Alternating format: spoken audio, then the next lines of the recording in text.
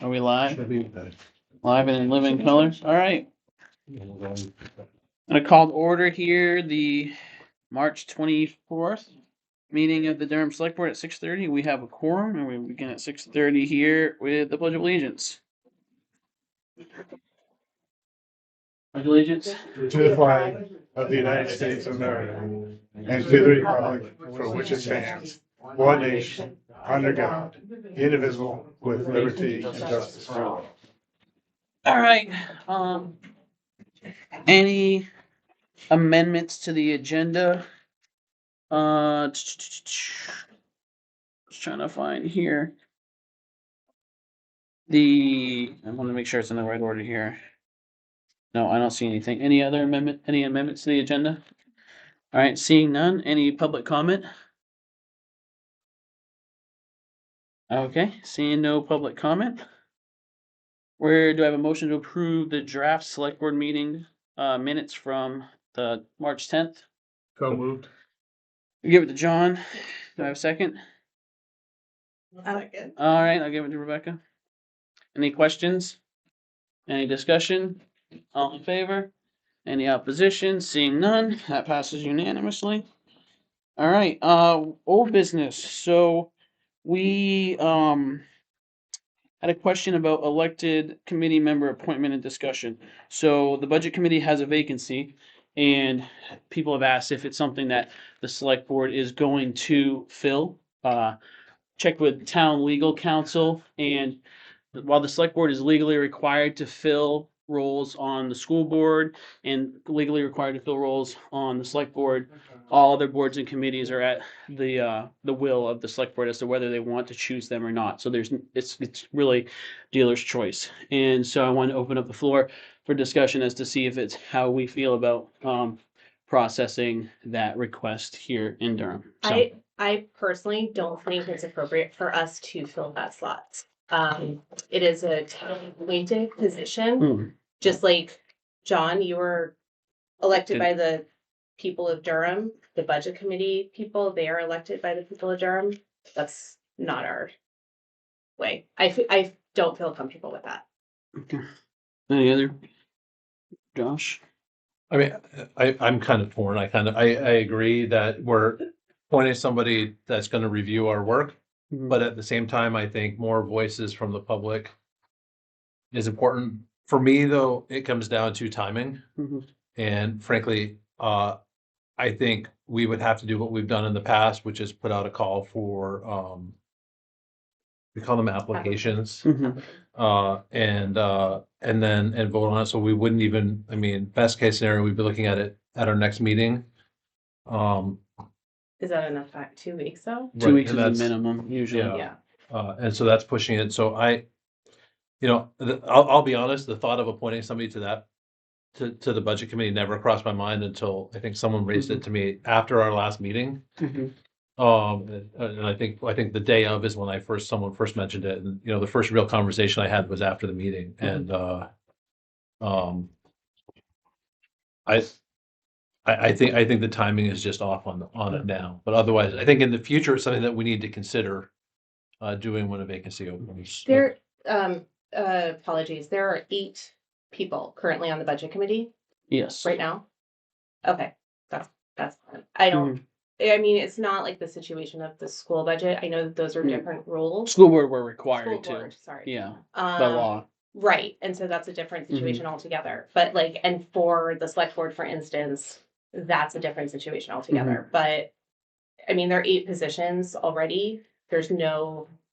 I personally don't see an immediate need to fill it. I think 8 people, that's plenty. Deb, any thoughts? Is this the position? It's that- what I. Vacant, vacated by John, yeah. Right. So if it's not filled, we're left with 8 folks on the committee, all experienced people that Mhm. have been on the committee for some time. I don't know if there's an applicant or a person of interest that has some financial background that, I don't know that, go ahead, I'm sorry, I'll let you finish. But I'm good with the position of having the select board stay clear of that at the Yeah. moment. and- It feels weird. Mhm. Yeah. And just a question, we would have it go up for election with the election. Yeah, it would be So filled at the that's- nearest I municipal mean, yeah. election. That would happen in June, so that's not a big deal. Mhm. They can elect somebody and yeah. Community. that makes more sense. John? Not surprisingly, I disagree. It is this, we're not setting a precedent. When early on in my budget committee time, there were 2 appointed members. And it's probably 4 years ago, something like that, but Mark Blake and Rod Stinson. So it's been done before. In probably a minor point, but, at one point in time, 3 or 4 years ago, we tried to reduce, the town tried to reduce, select board tried to reduce the size of the budget committee. And the town turned them down rather overwhelmingly. And I guess that we've had an applicant for 3, 4 months, I would think, since at least the beginning of the year. There has been somebody who put their paperwork in, so, But did we call for, sorry to interrupt you. Did we call for well, it's applicants? that No, we empty didn't. for 6 months, so, Yeah.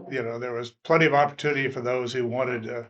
Well, we Yes, didn't I put know. out a call for I applications. don't know if we Yeah. did, I don't No, think we so. didn't. We would, No, we she's would shaking her have to. head. do Yeah, that. it's elected, The that's Lord, why. the Lordess of all knowledge is Mhm. shaking her heads. So I don't see that we're out anything if we do it. We've had a precedent for doing it before. That, not speaking to a particular person, but everybody brings something to that budget committee, so. Mhm. That's what I thought. Yeah, my thought on it is that the budget committee likes to think of themselves as a check and balance to the select board. And so the idea of us pointing people to the budget committee to be our own check and balance seems counterintuitive. Whereas right now that check and balance is elected by the legislative body, which is the town voters. And so I'm concerned that if we put it out for applicants and then we get applicants, it's then, well, you're picking someone that you know is going to agree with you on the select board, or you're picking someone to just get an extra vote from the select board on the budget committee. And so with that always being an issue, I would be more inclined to keep it open and let it be filled at the next municipal election I personally. agree with that 100%. Yeah. And the good thing about doing that too is the applicants get a chance to communicate their background and skill set to the residents, Mhm. and the residents can choose, who the right person is. I agree. Okay. John, Josh, sorry. 2 things. I think when the select board raised the issue of lowering the number of people on the budget committee, my recollection, and correct me if I'm wrong, was because of the number of the applications we were getting, I think there's 2 vacancies. right? We were having trouble filling the vacancies.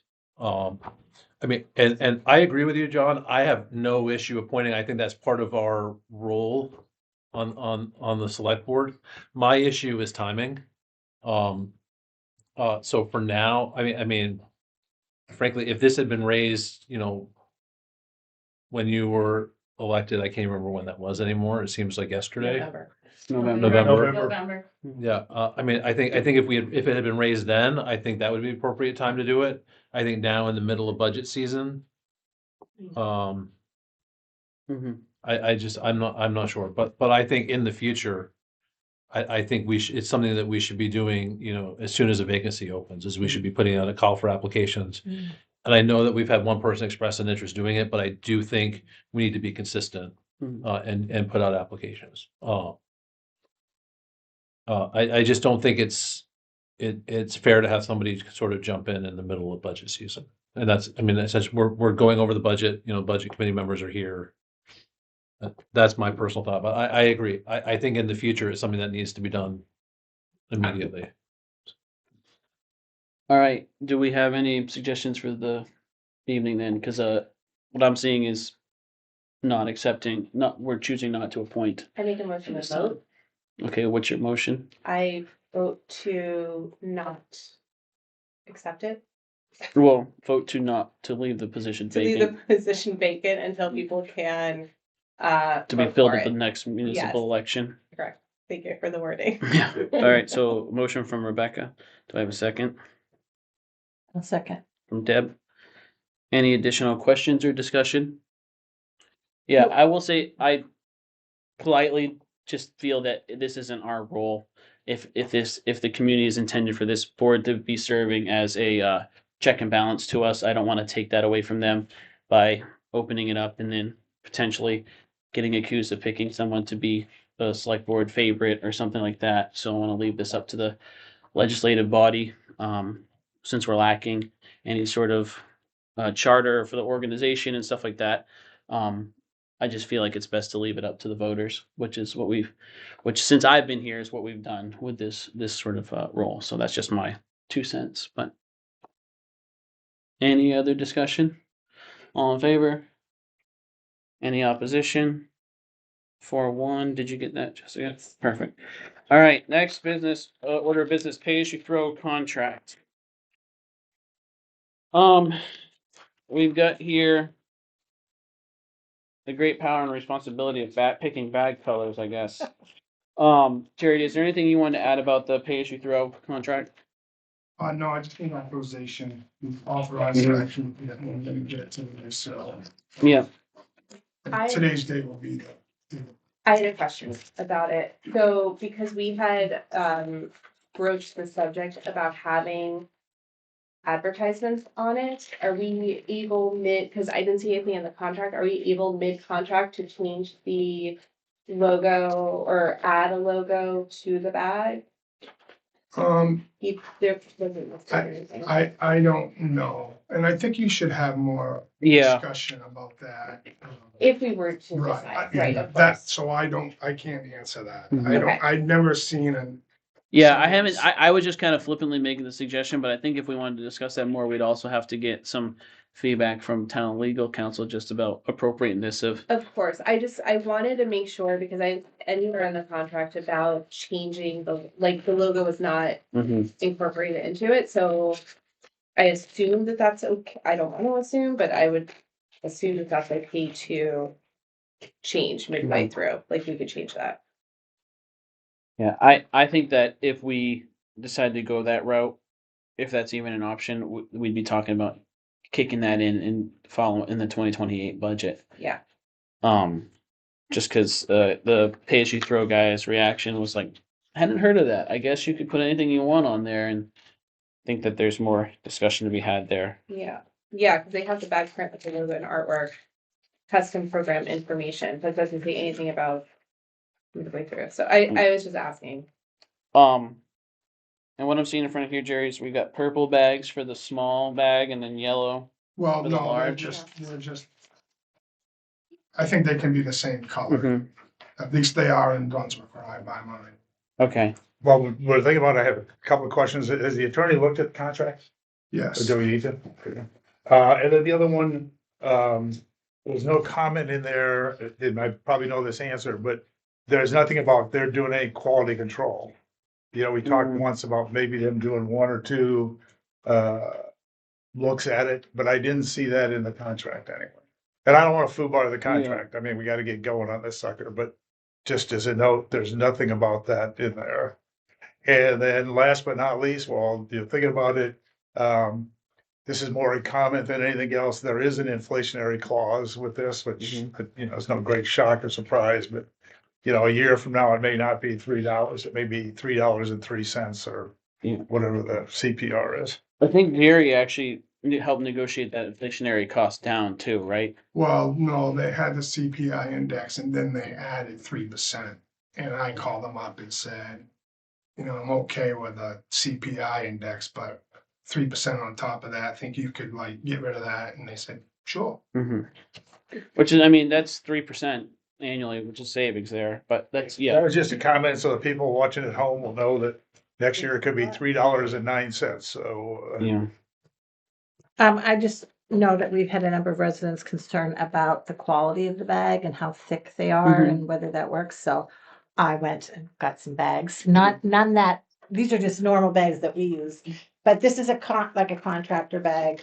I don't know, what 32-gallon or whatever, but it's 2 mil and it's pretty good.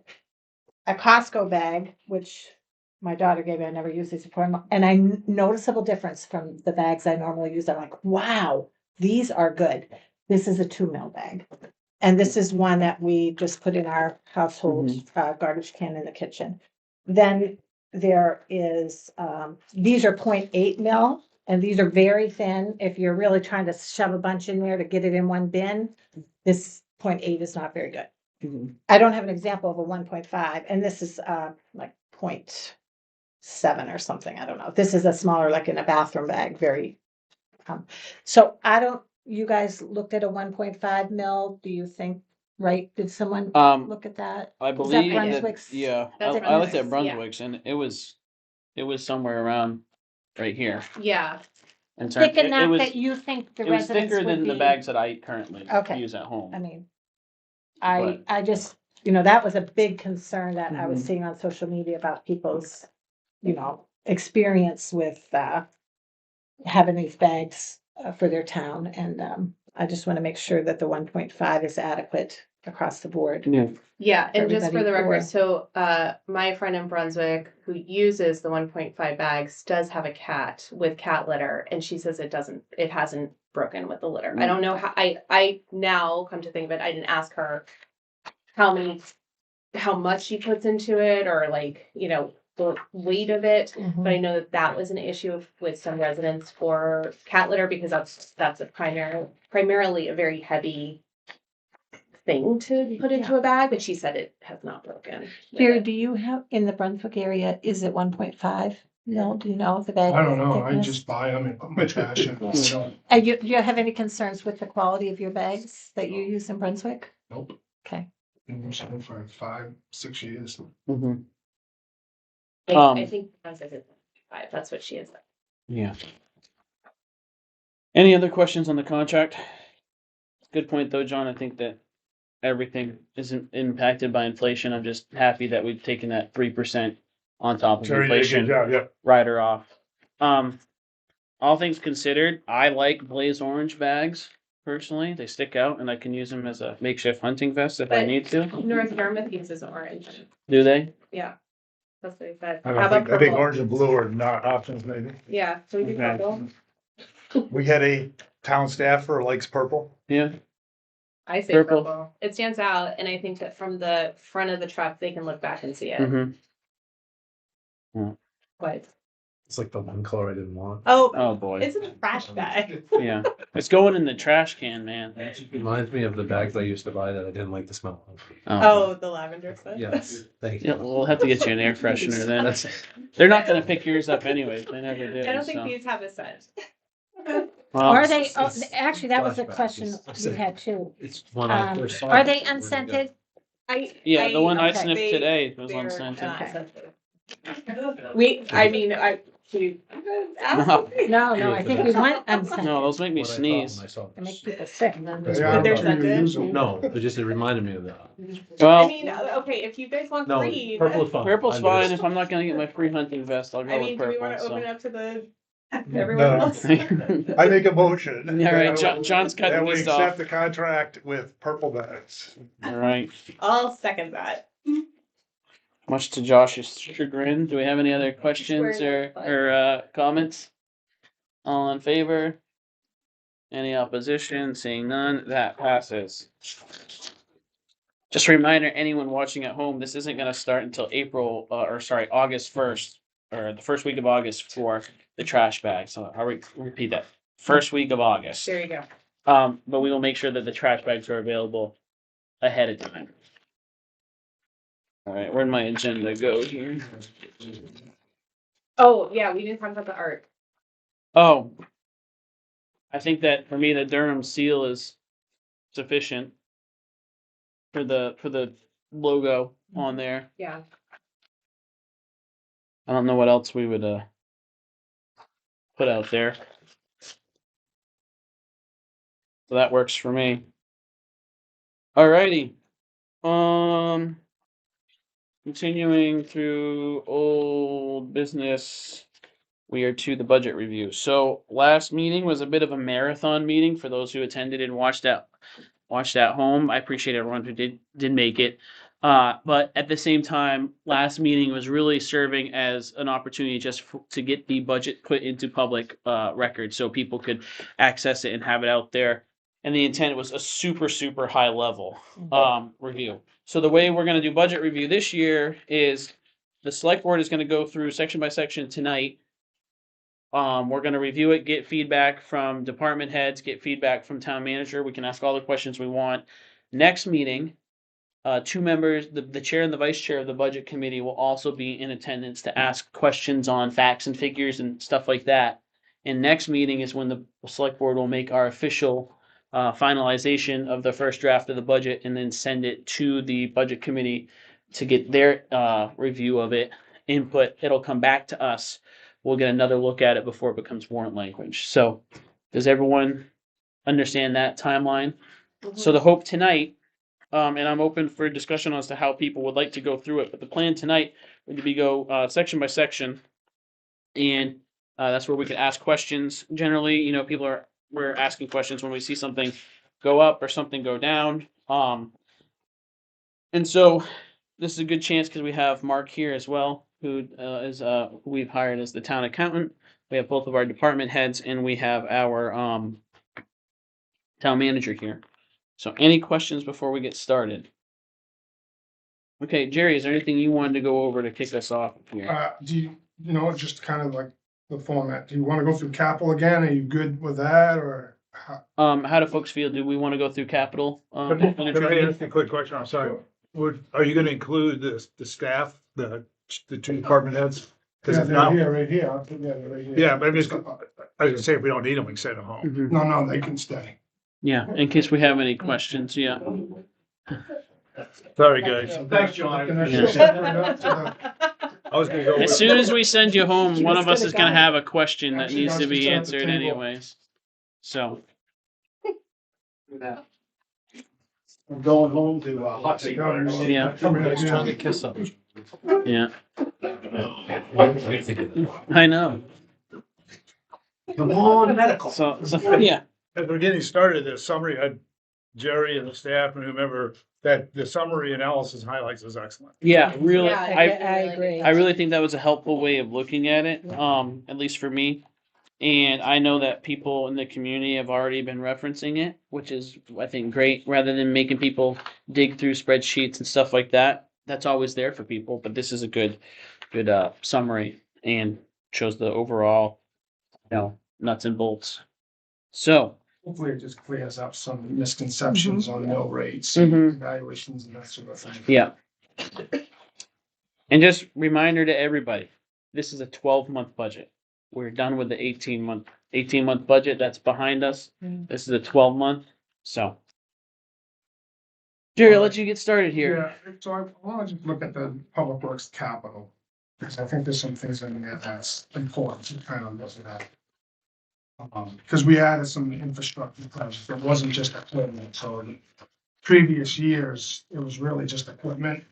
But Mhm. we've got a bridge on Mill Pond Road that needs some attention. So we have a placeholder in 100,000. That's a must. I don't know if any of you have ridden down there. But you might want to take a look at that. And it may need some guardrails, but we might be able to get away with Jersey barriers on each side, but I think Calvin has reached out to EJ Prescott to kind of get a quote on what it's gonna do to fix that. But what's going on is a lot of water rushes through, not just through the culvert, but in between the logs and starts to erode it, so that's in there. Is it on Mill Pond Road? Yeah, that little dead end. Yeah, So when this says, I'm assuming that's medium priority, it's really high priority. yeah, they're all say that, yeah, that's, yeah. That's a pretty high. must. And that 100,000 will go away once we do it, because that'll have a life of like 50 years, so. Mm-hmm. Where your equipment, you'll always be replacing for years, Mhm. so. And then I think his culverts that he wants to, replace on Pass Brook and Collins Way. Well, he could talk about that and the new Gloucester Road. So Well- they're slated for 28, 29, but at least we can start tucking away a little bit of money. Those are pretty large culverts. Yeah. So that's the only thing really different in there than it's been in there in the past, okay? So, Yeah. if you look at the back side of it, it shows you what we're gonna fund in that reserve account each year. So each year for Public Works Reserve, it's in 2027, it's 250, and then each year it gets a little bit more. And that black line, is what you have, amounts to be raised. And the orange line is what you've got for a balance, okay? So what's really nice about this graph is it just shows a real steady increase in what we're raising. But then the orange line shows you what you have in there to be able to purchase these things, which is better than borrowing and lending because Yeah. you're spending the interest. Yeah. There's really no value to the town to give the banks your money and interest. Yeah. So, yeah, pay me now, pay me later type Mhm. stuff.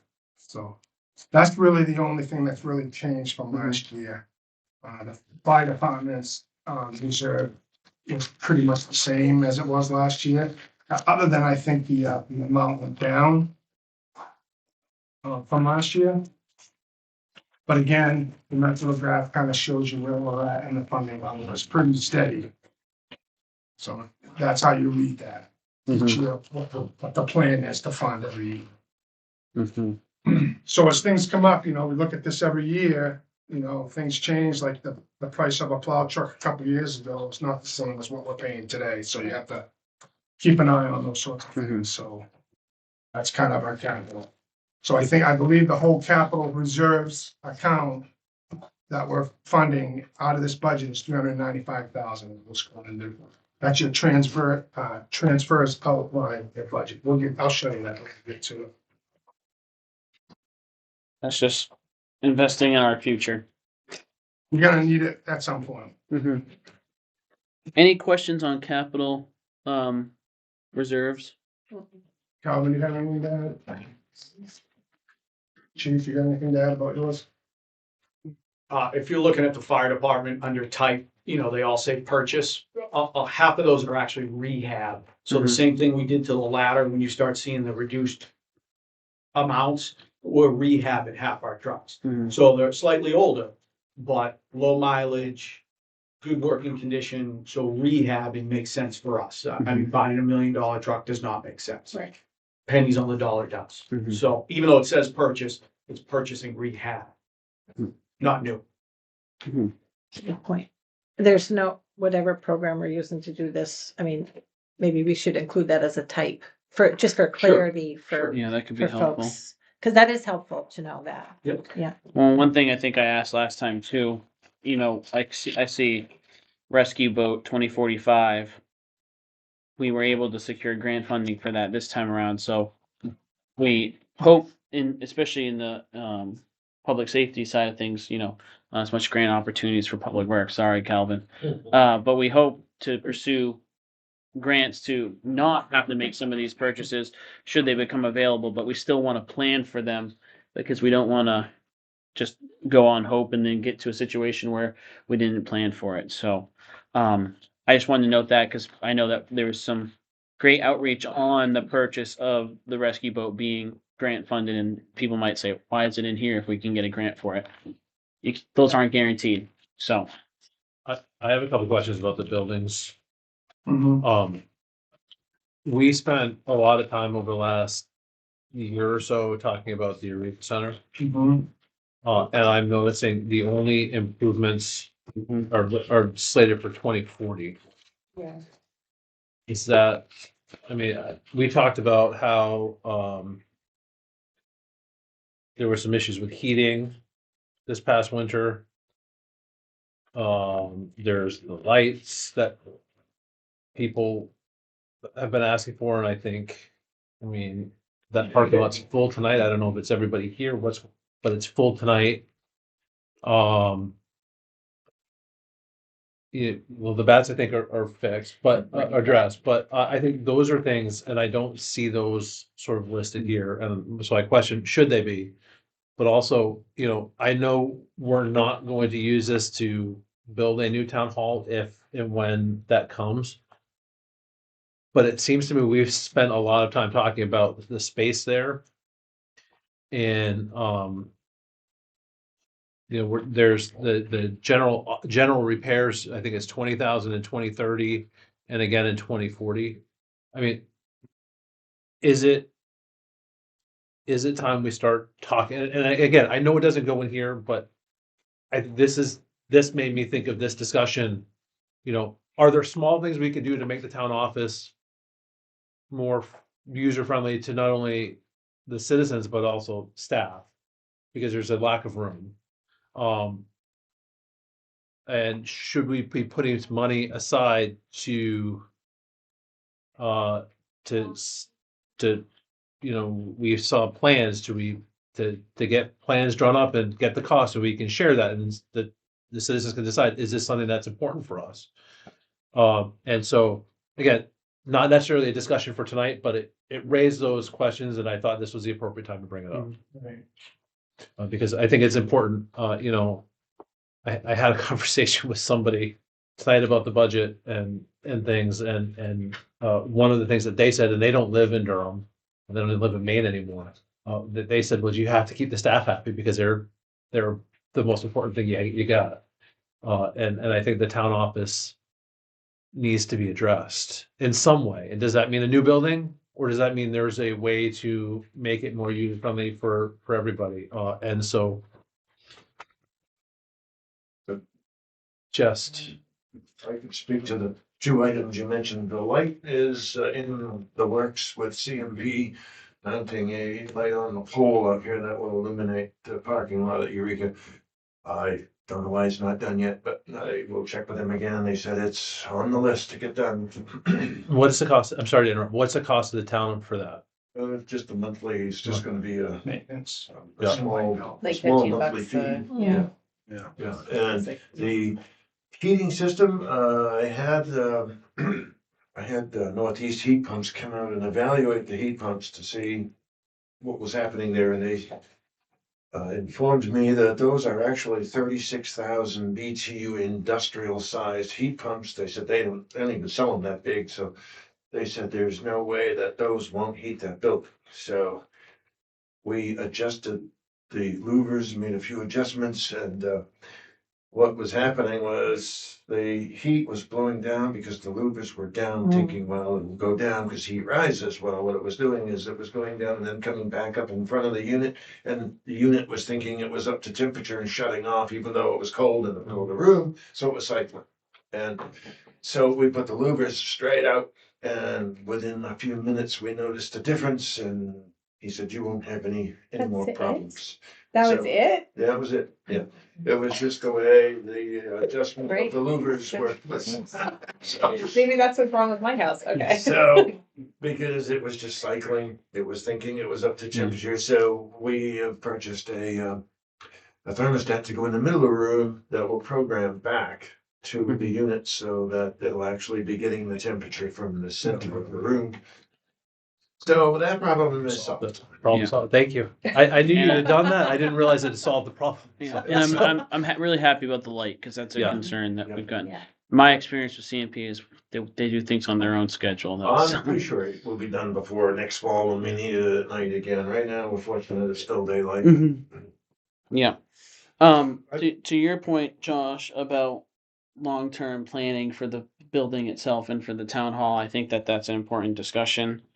I don't know if it's one that has a fiscal note for this budget cycle, but I think it's one we need to hop on starting next year, or I should say, starting after this budget season, after the town meeting, because we do have the downtown planning input that we received, and we've got some other Mhm. grant opportunities there. I just learned through like congressional office for second congressional district, there's opportunities to make requests to federal spending packages to get your town hall built for you. Like, and we reached out to GP Cog to talk about that. So there's some opportunities there that I think we need to fully explore before attaching a fiscal note. No, But it's totally I just need think to be it's something thinking we that need to way. be yeah, I think it's something we need to plan for because I think, you know, the town's growing, like it or not. And we need to, you know, we need to provide the services and if they're not happy, if Calvin's not happy in his office and their space chief's not happy here, the services rendered go down and we don't want that. And because right now, you know, they've kind of spoiled us, I think. And The other thing we need to stop probably kicking down the road is the gazebo bandstand. You know, we need to, Yeah, we have 30,000 allocated for that. The big challenge there is I think that there's a difference in opinion on the last conversation that like we have budgeted to replace it and other people say it shouldn't be replaced, it should be restored. And I want to pick that up very quickly after we that's- get through yeah. budget, but we already have 30,000. Yeah, it's That not was this from- year, but it's yeah. part of that whole Yeah. conference. We need to do Yeah. something. There's money there. It's just a difference of opinion on how to spend it. So we That's can what they dive pay we can for dive big into that. I'd like to actually from someone from the Historic Society reached out a couple weeks ago, and I had a conversation with him and said we're going to get it on the agenda here pretty quickly right after the budget stuff. So Another question I have to Chief's point about rebuilding stuff, renovating, whatever you're gonna call it. We're budgeting for a full replacement, is that correct? Or the prices that are on the fire trucks? Is that it's gonna cost you whatever number to rebuild the? There's only, I just circled them, and to Kevin's point, we'll fix it. The second line, that the ambulance in 2030, that would be a new purchase, that's a brand new purchase price. And then all the way down where you see a Pierce Saber pumper in 2044, that's currently a new purchase. Everything else is pretty much rehabbing, refurbing, if you will. The ladder truck? Or that'll be a used ladder truck. And the money that's in there, Chief or Jerry, whatever, like the pumper in 2029, that is a rebuild, the 150K would rebuild that? Yes, pumper? yep, Okay, and so all those monies are rebuild monies, except for Well, the two that you except mentioned. those two, for the most part, right? I well, mean, real quick here, that current year and the future year, we're budgeting for the future year column, correct? so this is and I'll let Mark do, this is a 10-year plan, right? We all have a 10-year plan, so you add up all that and divide by 10, and that's what we put away every year. Specifically for the fire department, that went down this year. So it used to be 180 to accomplish our goal in 10 years, and now it's down to 140 a year. So 40,000 savings this year alone. Certainly Mark, I think, can either attest or answer any other questions about 10-year plans. But we're saving to other than those two, we're saving to rebuild, right? That Yes. savings is already there. Correct, yep. Yeah, and what I'm getting at, John, is that second column on the far right. That's what we're budgeting for. The current year is what it costs right now. Then we have an estimated inflation rate of 3%, and then that, depending on the year in which we are planning to replace that 3% is added on Yep. for every one of those years. So like the $150,000 purchase currently is being budgeted for $159,000, whereas like when we look at that big ticket Pierce Saber pumper, it's $900,000 now. Anticipate that in 2044 that'll be 1.48 or 1.49 million. That how you all calculated that out? Yeah.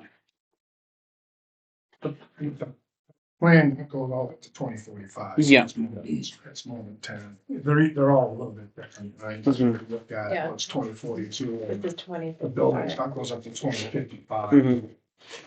It's just a help spread those costs though. Yeah. I do have a question about your comment about the gazebo. You said you had $30,000 in there.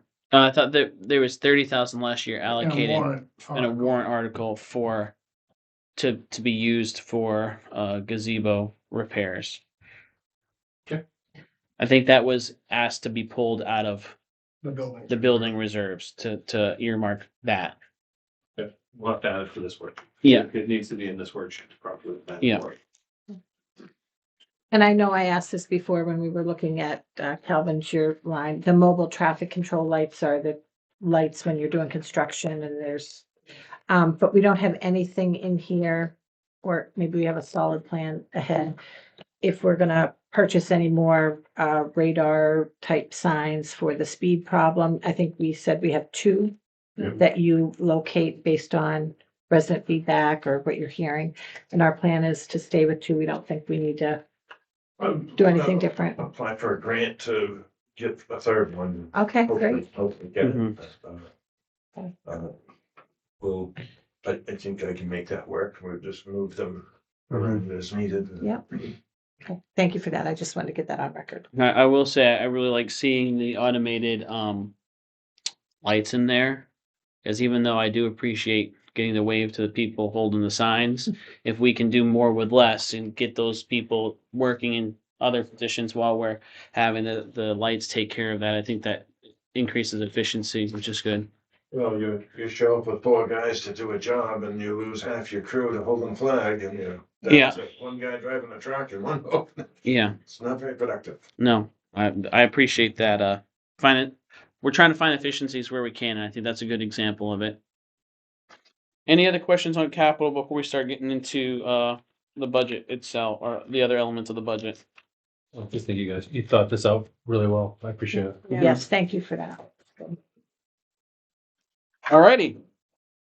Okay, so do you want, where we did the summary and the overview last time, do you want to go through that again, or you want to dive it into the? I don't feel the need to go through it again. Do other people want to go through the summary again, or are we okay diving into the I'll meat ask of my the budget? questions when we get to that line, so. Yeah, okay.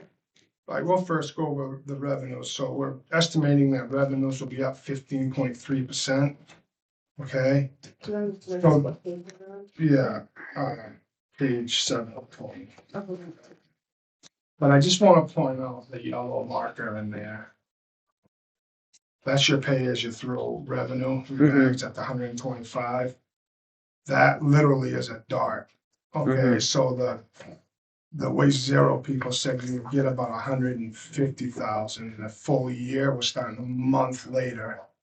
And I don't know how much full compliance we'll have within that year. So this is really a guess.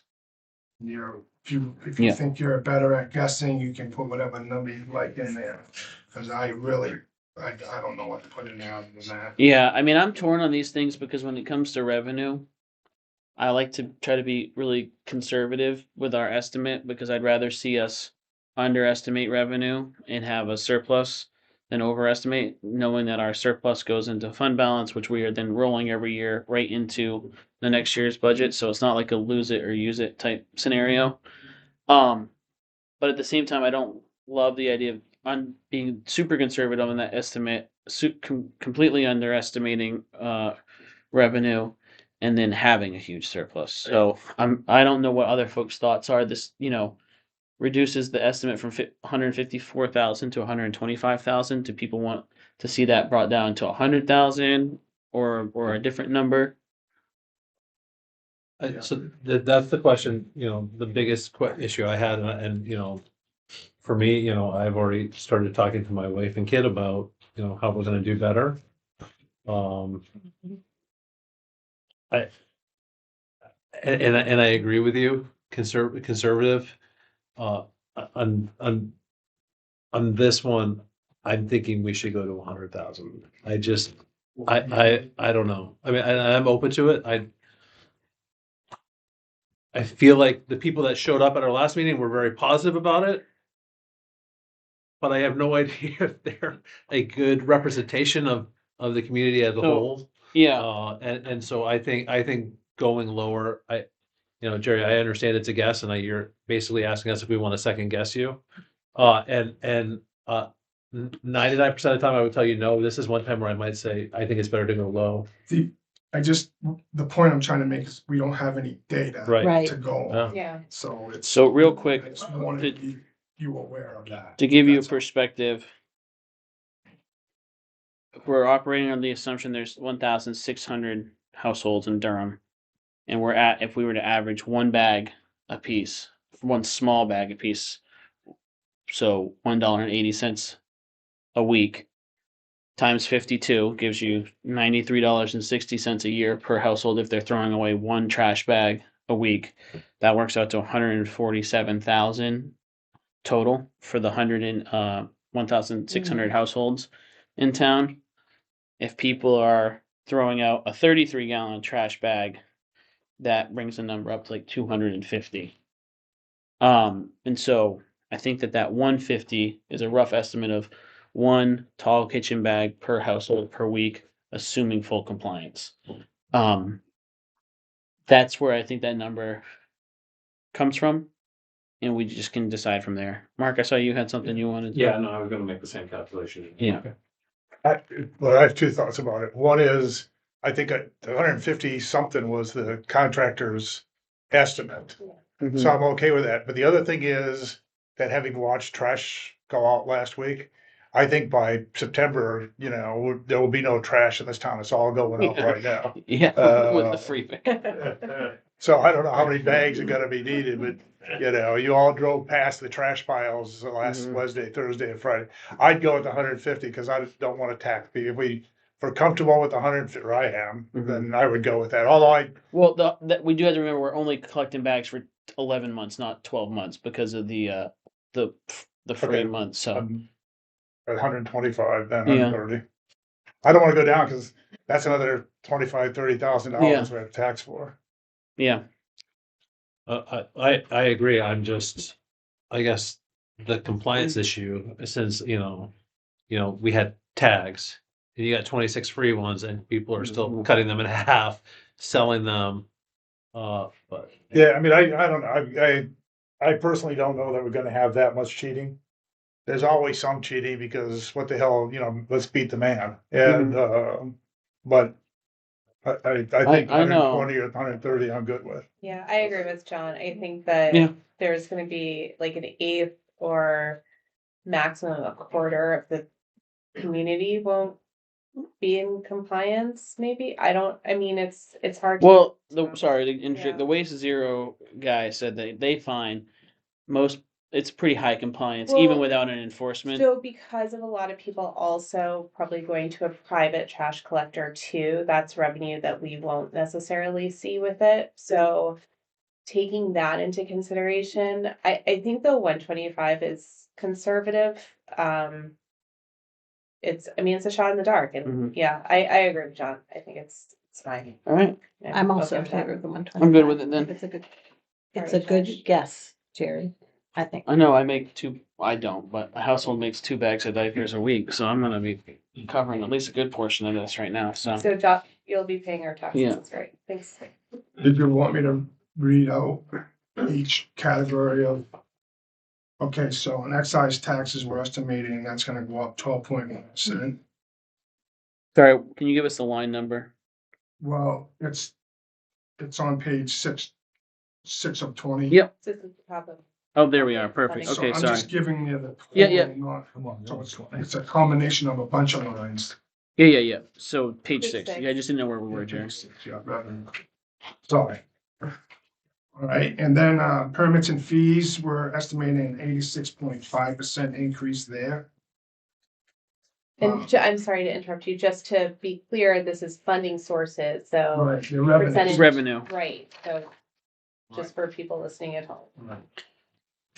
And the governmental, we're estimating 8.5% increase.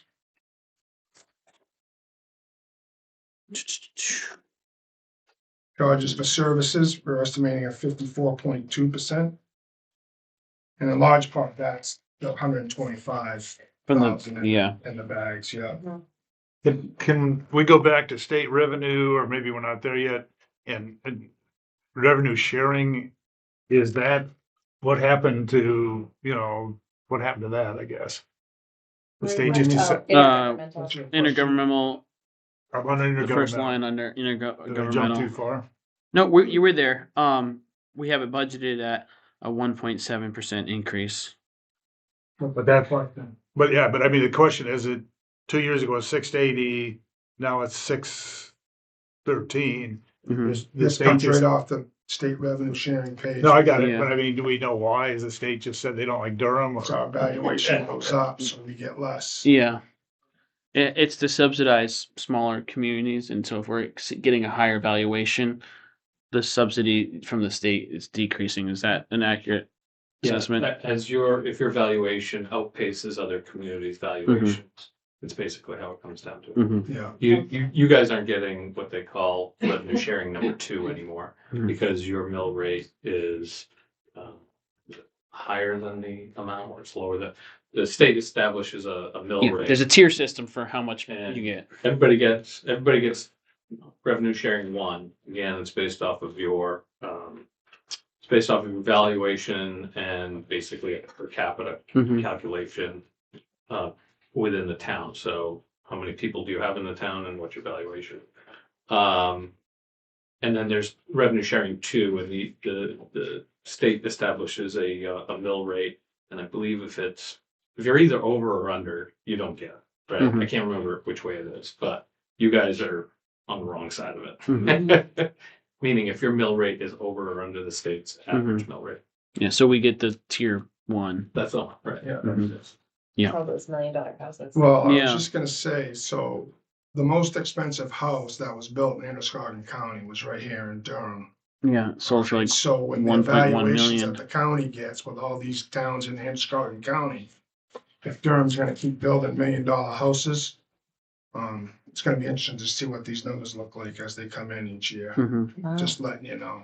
I mean. Well, yeah, I'd like to have that discussion when we get Yeah. to the valuation we're using to determine the mill rate too. I mean, we're using last year's, but I'll hold on thought till we get there. Yeah. But I'm thinking vision down the road as you keep doing it, these numbers will change. Because you don't have any other kind of revenue sources other than Yeah, I mean, residential. if we're housing, dropping, Right, so multi-house subdivisions and Yeah. they're all selling for $1 million, you're picking up you have no other 13 million tax base. valuation So in I'm not one. really saying that just from budget to budget. I mean, 4, 5, 6 years down the road. Well, then we'll get changes when we do the rebuild. Mhm. Yeah. Yeah. Well, And I understand the homestead exemption because because we haven't had a revaluation for a while. The state knocked us down to 54%. Am I wrong Right. on that? Well, that's what your evaluation is. Your certified ratio is around 57%, somewhere on that. So you're only getting 57% of your homestead exemption. Yeah, and then there's a reimbursement from the state for homestead exemption. So not And doing a so- reevaluation for 15 years just punishes you, And basically. I was doing there's a lot of discussions right now because there's a tax task force in Augusta, and I'm also on one for GP Cog.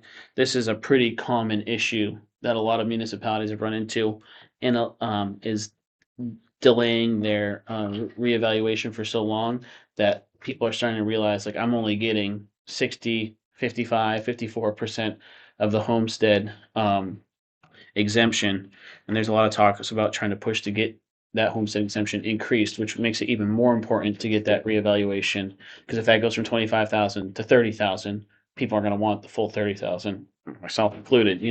And then I'll give Mr. Puritan, who's in the audience, great credit for saying we need to figure out how to, do we do it again, some kind of mini revaluation in 5 years or? Say we get right on the Yeah, schedule get as soon on as we it, yeah. finish it, because of how long it takes them to Yeah. book out. My last question is, and this just may be an old wives' tale or I misunderstood the conversation. And these are all new guy questions, so thank you for bearing with me. but, Absolutely. We have CMP, my house, whatever, has an evaluation.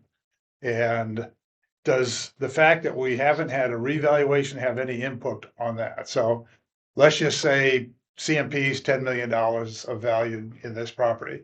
What are we using to figure the tax on that? Is it 10 million? It's the same. You only get 57%. So- It's across the board. Including you. like So when CMP's owned right Yes. away and stuff like that. Yeah, Yeah. so it's like 10 or 11. It's they Yeah. are far and away the biggest landowner. Yeah. So if my house is $100,000, we're only able to tax against 54,000. Am I saying that pretty No, close? no. The way your homestead exemption works is when you calculate your property tax, you subtract $25,000 from the valuation if you're at 100%. I'm sorry, I'm not talking about Right. homestead. Oh, I'm talking sorry. about just the CMPs is common knowledge, but it's 10 million bucks. So when we throw that in the valuation that we write our taxes on, is it 10 million bucks or is it 5.4 million? 5.4. Generally, Right. I mean, obviously the assessor has, Right. this is why you need to do a revaluation, because over time, the comparativeness between neighbors gets out of whack, Mm-hmm. right? So the longer you go, the more, you may be paying more than your fair share than your neighbor based off of the just value of Gotcha. the And property. CMP's certainly paying less than their fair share in your example if they're.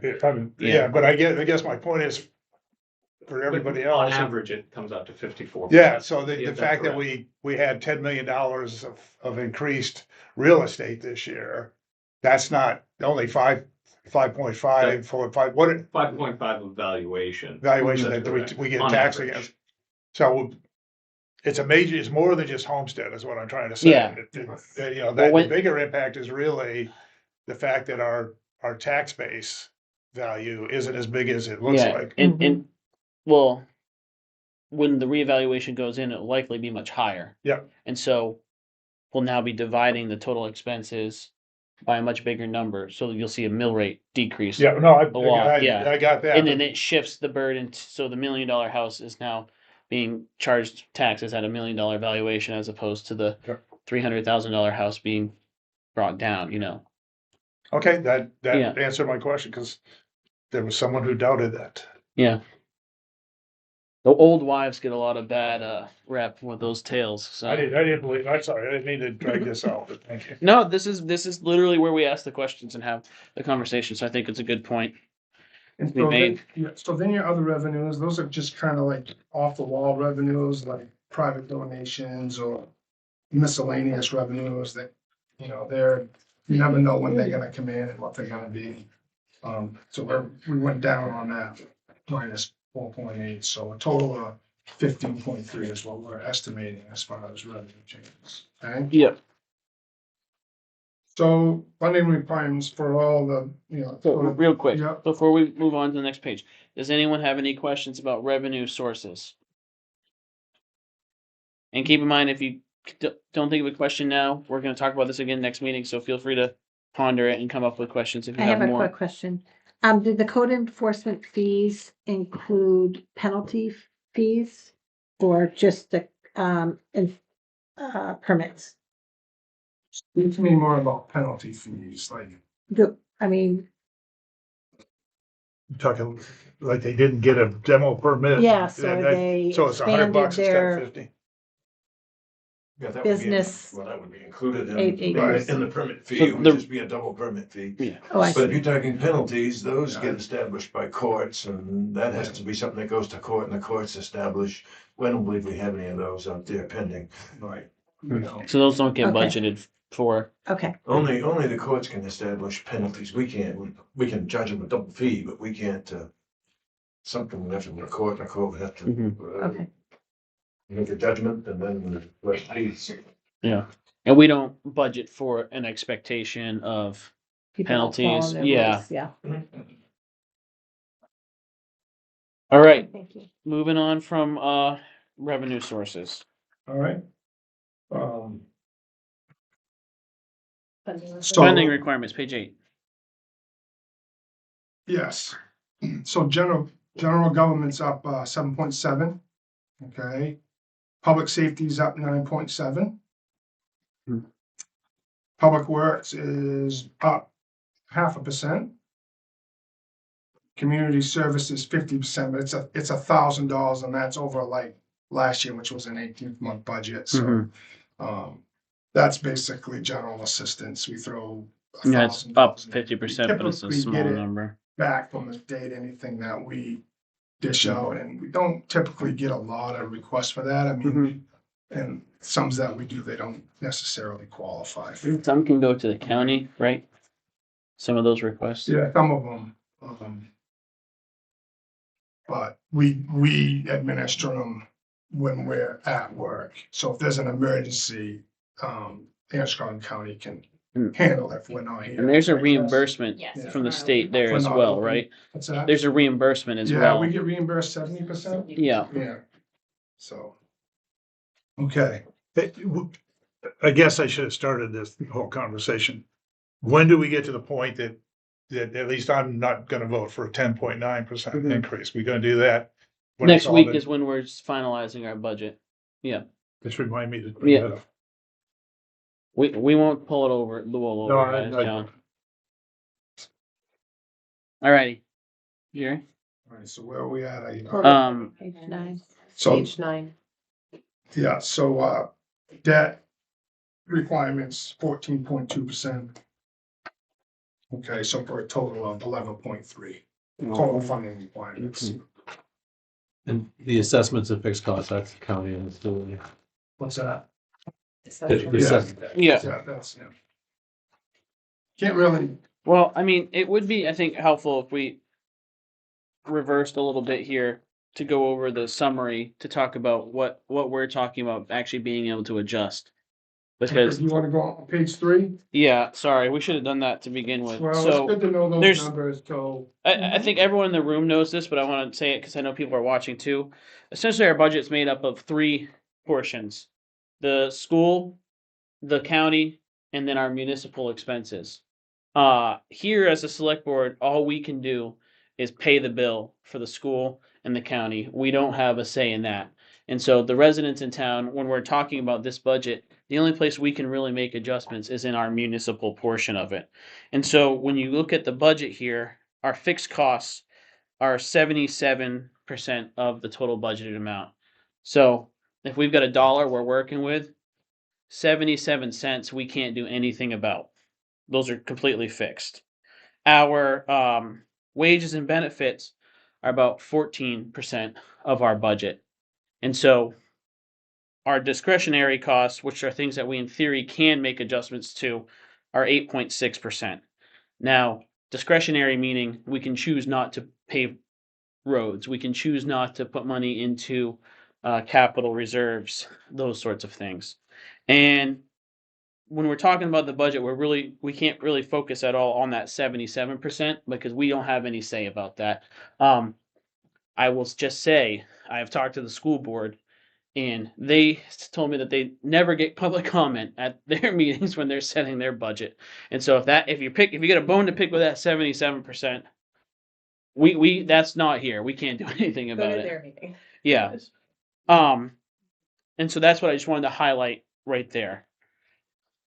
Some of these wages and benefit elements we don't have control over either. There's increases in benefits went up 9%, and so that is an increase that we can't control because we have to offer those. And so when we're talking about this, I just want people to keep that in mind. Jerry, Yeah, and I think. do you have anything you want to Yeah, add? I do. So still on that page 3. So the 26 budget, wages and benefits were 13%. So this budget, they're 14%, so the rate went up 1%. Okay, I think that's important to know. And the fixed cost, what we don't control, in 26, that was 75.6%. It's 77.4, so that went up 1.8%. All right. So the discretionary cost, though, I think is really where the rubber meets the road, is because in 2026, it was 11.4%. It's down to 8.6. That's a 2.8% reduction in the discretionary funding. So even though spending goes up, it goes down at that rate. You know what I'm saying? Because it's different from 26, and I think that's the story. And I think you need the thing to look at understand. here is that the budget that the select board asked Jerry to prepare is lean and mean, no extra frills, cost of doing business. And you'll see here that at least over the last few years, we've continuously decreased the proportion of our budget that is variable in discretionary costs. And at the same time, our fixed costs, which is our education, debt services, county tax, has increased. There was just an article in the Sun Journal this week about that. A lot of municipalities are seeing the same thing that we're seeing. The rate at which their fixed costs are going up is almost impossible for them to absorb at local cuts. And so I think that that's just a testament of our town manager finding efficiencies over and over and over again. Same with our staff here. And us just sharpening the pencil every year, looking at revenue. We made some adjustments there in the past and just really doing a good job with that sort of stuff. So we can get to a discussion later as to where we want to make adjustments if we want to make adjustments. But I just want to make sure everyone knows the vast majority of this, unfortunately, is out of our hands. 77.4%. And the biggest piece of any budget is gonna be your wages and benefits. Tom Gray in the school department Saturday here the other night and said that was the biggest. I think they said for them it was like 70% of their budget. Something like that. Well, and I did some research on local municipalities. We are at like 14% of our overall budget is wages and benefits.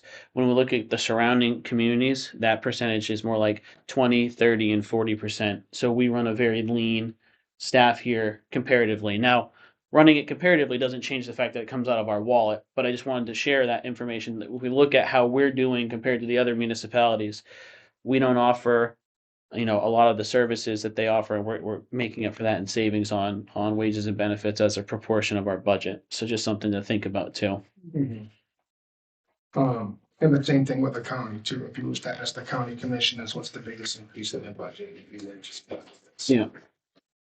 All right, we can All go right, so back. this brings us to the expenditures of the budgets, like page 10. All right. All right, so like I said, the biggest increase in this is wages and benefits. Health insurance went up 9%. I mean, we can go line by line, but Well, this is a good time because I'm gonna bring this up every time. I get that we have great employees. But, we're talking 19% pay raise plus benefits. There's nobody out there getting that kind of money. 19% a year, and that is discretionary. Well, we all voted on that already. If I could speak to that, I lost 2 employees this past year. One of them went from making $20 an hour here to making $35 an hour in another town, and the other one went from making $22 an hour to making $40 an hour. I can't compete with neighboring towns because that's what they're paying. I understand that. So it's not a pay raise, they're pay adjustments to get us up to where we should be to compete with our neighboring towns. I hear you, and we do have the wage scale, but when we talked about that, it was gonna be $160,000 increase. Now it's over $200,000. Well, there's also an added employee in this, and there's an from the new safety director, or sorry, that's not what's the name of the position. The EMS. That's an added. So it's not just that percentage increase. But when you And look, health insurance, a 9% increase on those new employees. So that's not just that whole increase isn't raises. There's new expenses in there too. I hear you, but when you give there's other things that are based on, so, and I hear you, Calvin, and I understand that. And I've actually had people call and say, you gotta increase salaries because we don't want to need, but we're asking people to pay a hell of a lot of money in taxes. And that aren't, that aren't getting it. So, do we need to jump to whatever pay raises we had? We approved the pay scale, but we didn't approve that John Talbot's gonna be a level 6. We just approved what that wage scale was. So, we didn't know, and shame on me for voting for it at the time, what the impact was. So I'm just gonna say that I think 10.9%. It's pretty hard to complain about the school at 7% when we're 10.9% or 10.3, whatever it is. It's a perfect example of previous iterations of the committee kicking the can down the road and leaving us with the pile of trash. I I hear mean, you, but we again, spent 7 months with an unstaffed public works department during storm season. We had staff working 80 hours a week, putting themselves at risk and putting the community at risk. Because, I mean, have you looked at would you get to pay someone with a CDL to get a job? It's Yeah. not $20 an hour. we've talked about that, and I hear what everybody's saying, but 15%, whatever it is, that's a boatload of money. That's an awful lot of money on people's taxes. And So- we also shared that pay study that showed we're still 20% below the surrounding I hear communities. you, and our taxes are probably higher than all the surrounding. False. I don't think that's true.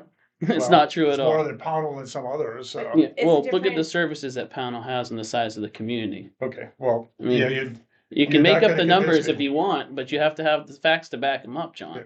I'm just saying that's, we're putting a whack on people. Which we all understand, but the people are asking for services too. And so if we need a plow truck driver, we can't get that right now. We just spent 7 months without it. So unless we gotta start skipping plowing roads, which we can talk about, but we gotta figure it out. I think this is a good discussion, but I don't think that's the point of tonight's presentation. I'll postpone it. And so, I mean, just to throw in my 2 cents, we've recently in my office lost multiple people because of pay. And basically, I could go make 2 or 3 times what I'm making now if I left and went into private practice. And that has its pros and cons for me. I think, and I get the big increase, but we need the staff we have, from what I understand, and again, I've never had any bad interactions, but I also don't have a lot of interactions with the staff. I don't go in, as, you know, maybe as often as I should. You know, I think we need to keep what we have, because we, at the end of the day, are essentially a service organization and providing a service to the town. And so I'm open to ideas, but I also, the only way to go, I think, is to cut people. And if we cut people, you're gonna lose people, and we're not gonna provide the services we have. And, I think the taxpayers in this town have made a choice that we want these services and we want them done.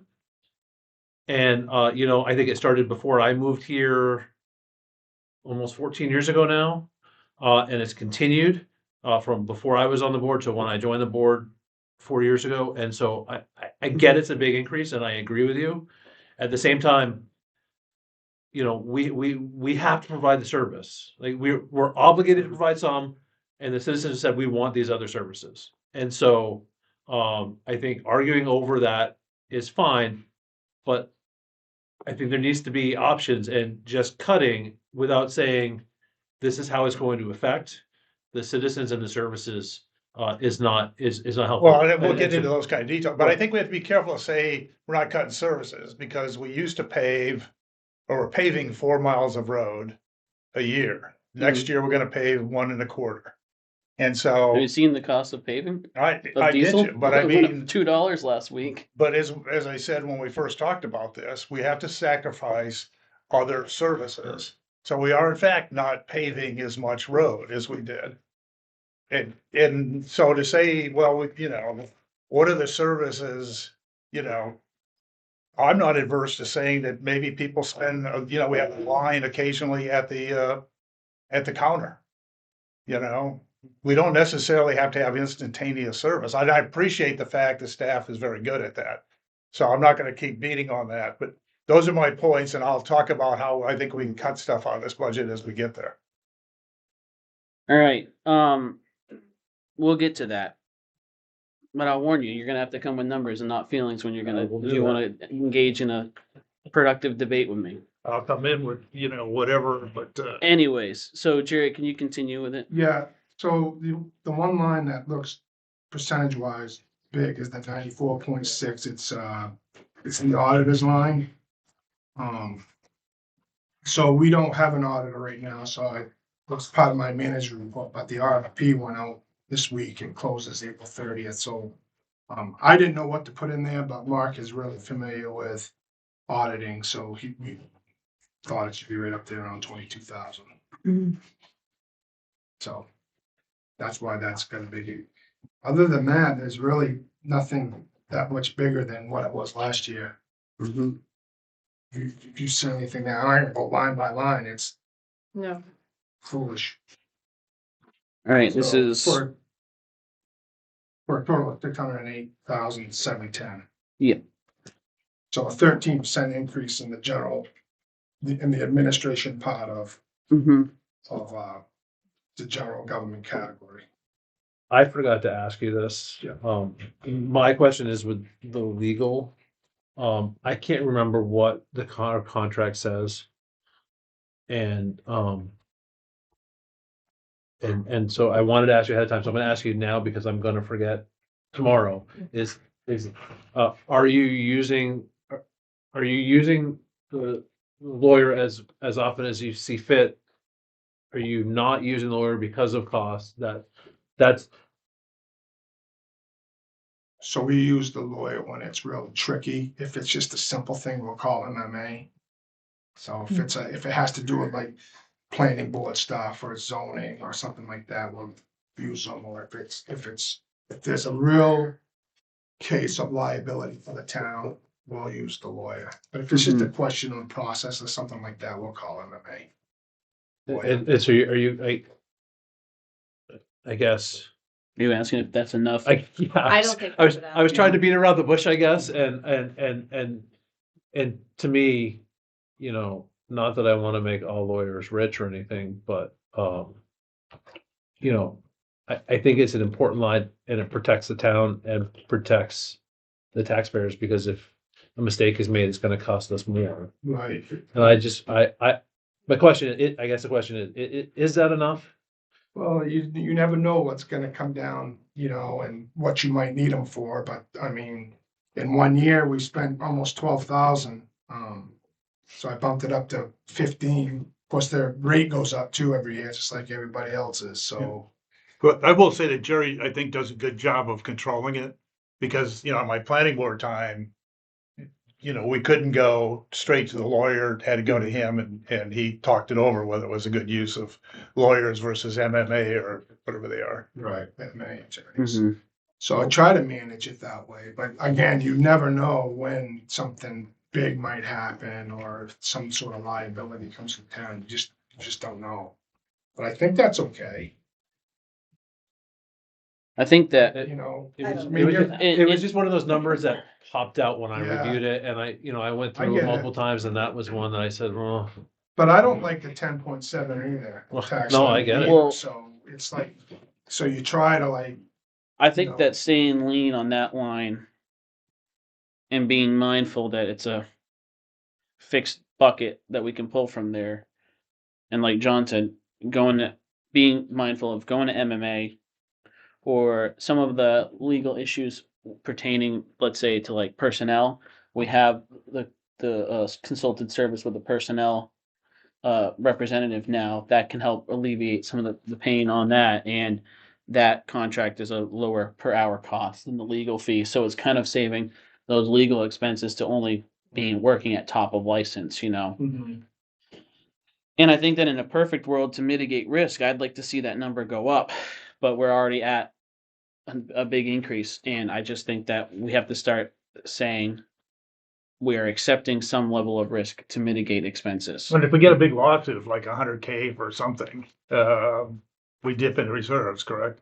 yeah, you got that, and you Well- also got special town meeting too to raise more. Yeah. it was, I mean, it was the lack of, I'm forgetting the term for the sort of the catch-all line in the budget. Contingency. Thank you. That just, So, yeah, so you have a contingency reserve, you can. Yeah, that's what It's I think you were I think that's referencing. enough, it's- but, I forgot about that, but I was just thinking, if you get $100,000, It's a reserve. $100,000 lawsuit, then you're gonna have to dip into all the reserves, I think. Hopefully, we never Yeah. Right, have such a exactly, you thing. never know. Okay, is that, hmm any other? And other places where legal would increase too is like if there was a conditional use zoning that came in, but that could be built into the fee with the conditional use applicant too. So for those reasons, I think this is a lean number that we cross our fingers and hope everyone's on their best behavior. yeah, no, I just want to make sure, you know, Mm-hmm. to me, that's an important one because of the negative impacts that could happen to us if we're wrong. Oh yeah. Mitigating risk is our number one goal here. All right, move on to assessing, page 11. So assessing is up at 22, it's not up, it's 22% of the, well, I suppose it is. But it's small numbers, right? It's the mapping. It's, even though we spent more in 26, it was because of some invoicing when we closed the book versus not, so. And then, the assessor's up, she upped her pay, so. Oh, and then the 2,000 that you see there for the software license, because we're doing a reval, part of the reval price there was assessing software included. Yeah, I remember them So talking about. that's maintenance for that software. It's strictly assessing software. So, just so you know, the people that are doing the reevaluation came in and took all the data off from our computer Trio had to put it into the new program, so we're up and running right now, so people should start getting notices of when they're gonna show up, but I'll keep you up to date and posted when that actually happens, but they're starting to get organized. So the total assessing is 26,800. All right. So information technology is up 7.1%. It's just basically inflation cost. Is the text messaging service is that another, But uh, text messaging, yes, it's right there. So it's line. but we were in charge for it last year or, last Yeah, fiscal? oh no, we paid for it. So We're- that's It's a added. new- Oh, it's a new line item, I see. Yeah, it's a new line, so it's in there. Well, it wasn't like the software line, but it's really Got a it. tech. When we got it, we were sort of like. in So that- the 4K is in administration somewhere? No, information technology, Oh, that makes sense. line 267358. Okay. So that's a new line in information technology, it's the full name for text messaging, Okay, thank you. all right? And if we don't want, I don't, don't want to include that, we talk about that next week, Mhm. subtract 4K. Okay, Okay?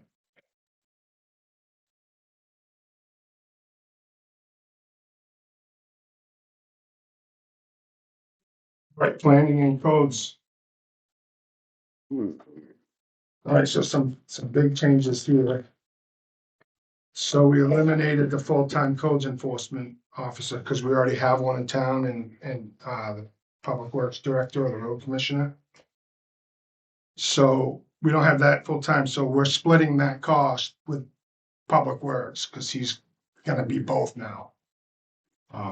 So that's the big change there, that's why you see that. But that's down, code, planning and code enforcement, it's down 16.3%. Okay. And we got rid of the mileage because Calvin has a truck. So we don't need to pay the mileage to the code enforcement officer anymore. So that's actually a decrease. So that makes total government up 7.7%. Jerry, if I could interrupt is the assistant, not the assistant, the admin assistant, where is that? It's posted and it's starting to get applications. I'm sorry, swear. In the budget, I think he's asking where the budget is at. Well, it's half of it's in the part-time wages for planning and code enforcement, and the other half is in Calvin's public works budget. I will ask, I think that's 32 hours. I will ask the question, can we live with 28, which is 7 hours on 4 days, and we don't have to pay health insurance, which is 33,000, the budget is for 33K. So today or next week or next meeting, I'm happy to discuss that. Well, it's already posted at, Yeah, it's 32. already ready to go. that was what was presented to us last meeting. Well, that was my question about, maybe getting ahead of the budget a little bit there. So Well, just because if we have a posted doesn't mean vacancy- we have to. If we have a vacancy, we have to fill it. And if we filled it under the previous vacancy, it would have been at $5 or $10 an hour more expensive and $33,000 budget. So it was posted at a lower My fiscal question net. is part-time and not paying benefits, so. That, we gotta in my opinion, we have to do something to cut the budget, and I think that's. And first off, I appreciate Calvin stepping to the plate. But we would be getting, 28 hours of admin assistant to help with that. Versus 32, so 4 hours a week, I don't think is a killer. So we continue next time. Alrighty. Where are we? Fire department, Public safety, page 13.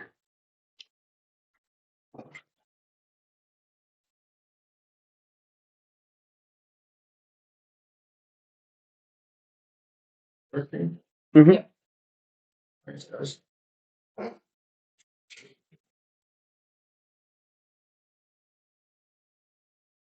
All right, fire department. So again, wages and benefits are up, it's driving most of that. There is a full-time staff person now.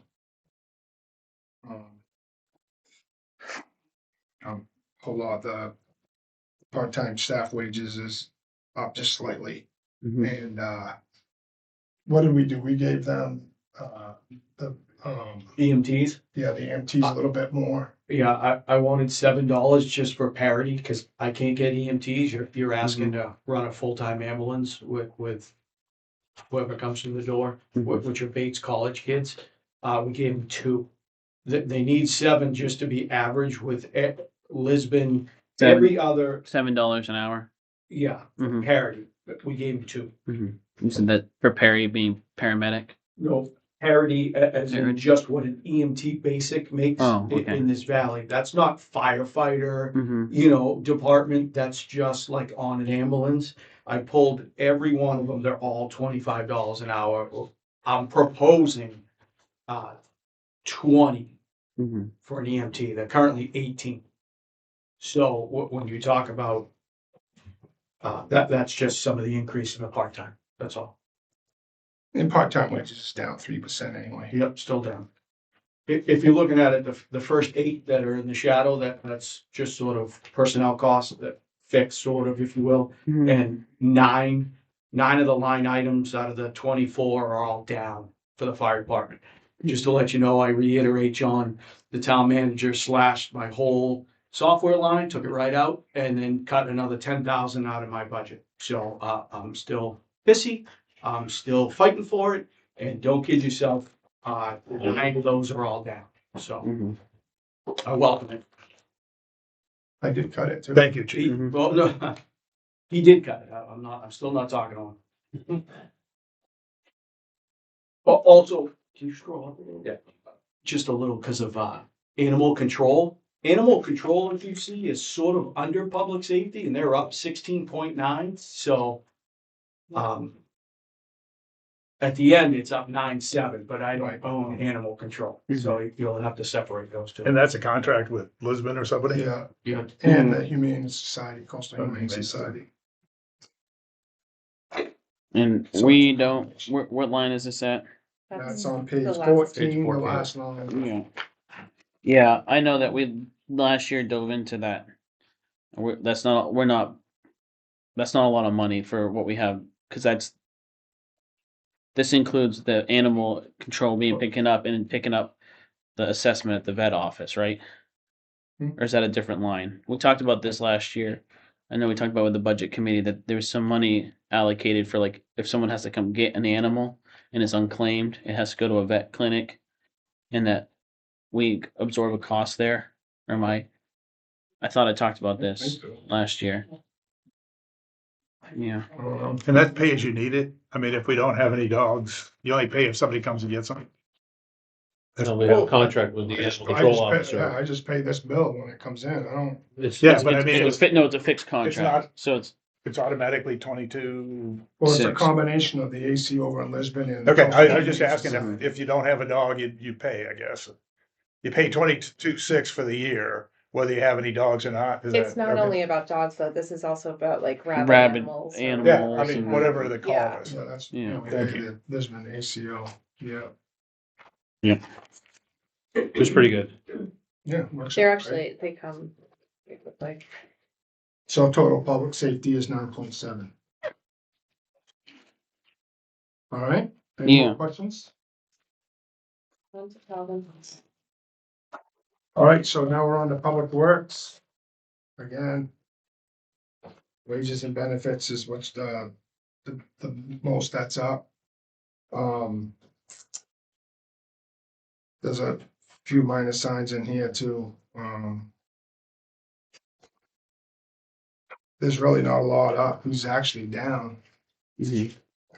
But half of that Uh, position, the half of the planning and public works position is in this budget too. Right. under part-time staff. Yep. So there's not a lot to talk about here. He's down just about everywhere Mhm. or stayed pretty flat. Calvin, are This- you speaking to Jerry? You are still. You didn't cut it out? Yeah. Alright, just making sure. I got the haircut after Chief was there. Okay, cool. The Clippers were out that day by the sounds of it. So Public Works is down 0.8%. So I'm, you know, a lot to see there. Question I have. Gas and diesel. Diesel's 610 at the pump right now. Did you budget for 610? No, we locked into a contract for, we're already locked in, so Mm-hmm. we're good at The $2. gas is tough, cause, that's the only fuel that we can't get a locked price. So that's a, rack plus 20 cents. Can you explain what you mean when you say rack plus 20? Whatever the cost is that day, whatever it is, just like at the pump, it goes up Okay. and down, so whatever they can buy it for, they'll add 20 cents. So when this went in, when I did this, the price was $2.25 a gallon plus 20 cents. So figure that out, but then the stuff. 75 again, yeah. Well, right, so I added it to $3. I added 5,000. I don't know what to do there. That's only the gasoline, though. That's That's a the very gas, small right. portion of what we use. Right. We only Yeah. have 3 vehicles that run gas, so Mm-hmm. the diesel's locked in, the heating oil's locked in. I don't see the energy prices going down. No, that's Yeah. what I'm asking is if that's enough. So I Would- don't know. Same with fire, so we're part of the rack on the diesel and the gasoline, we used 1,000 gallons of gasoline Mm-hmm. for the year, for Yeah, heat. yeah. So whatever that goes up. Again, their projections estimate. Mm-hmm. The board wants to try to estimate. We're Yeah. happy to put in whatever we like. Okay. Question on paving and road work. So we're doing 1.25 versus the normal 4. Do we have a plan to catch up? Yeah, we haven't been doing full. We've been doing, I think, 2.75 roughly in that neighborhood. We haven't been doing, I thought it was, 10% of the 40 miles or, Originally it was, but then we realized that was out of reach, so we've been doing about 2.5, 2.75. so. But if you About add half. the crack sealing to that, you'll get about 4 miles. It's both the 4 is both paving and sealing. Correct? Right. So when we say we're treating 10% of the roads annually or roughly, part of that's repaving, part of it's sealing. No, I got you, but I mean, in the past, we've been 2.75 or 4. Now we're gonna do half of that. So, and some of it you can crack seal. Stackpole, not by my house, but Stackpole, you can't crack seal. That sucker is gone.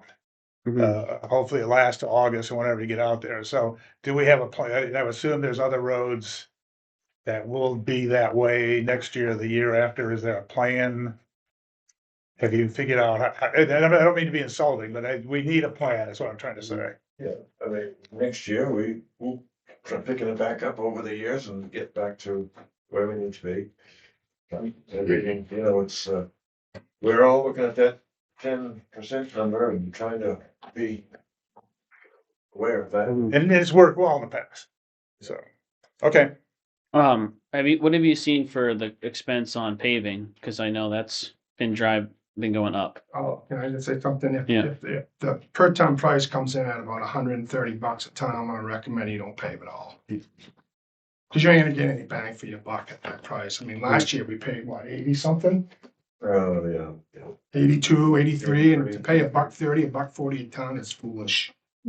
I wouldn't do it. I'll recommend that you don't. You can do whatever you want.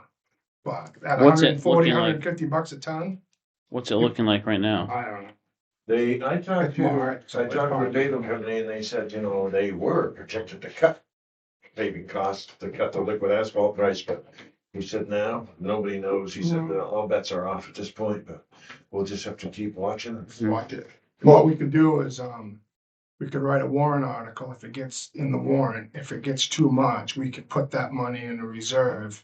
So you'll have to raise it again and then use that. Well, that's one thing I was thinking about because if it costs, and I'm just gonna use a number here, if it costs 150,000 to pave 1.5 miles, but this temporary increase in expense brings that up to 150,000 only gets us a 1/2 mile.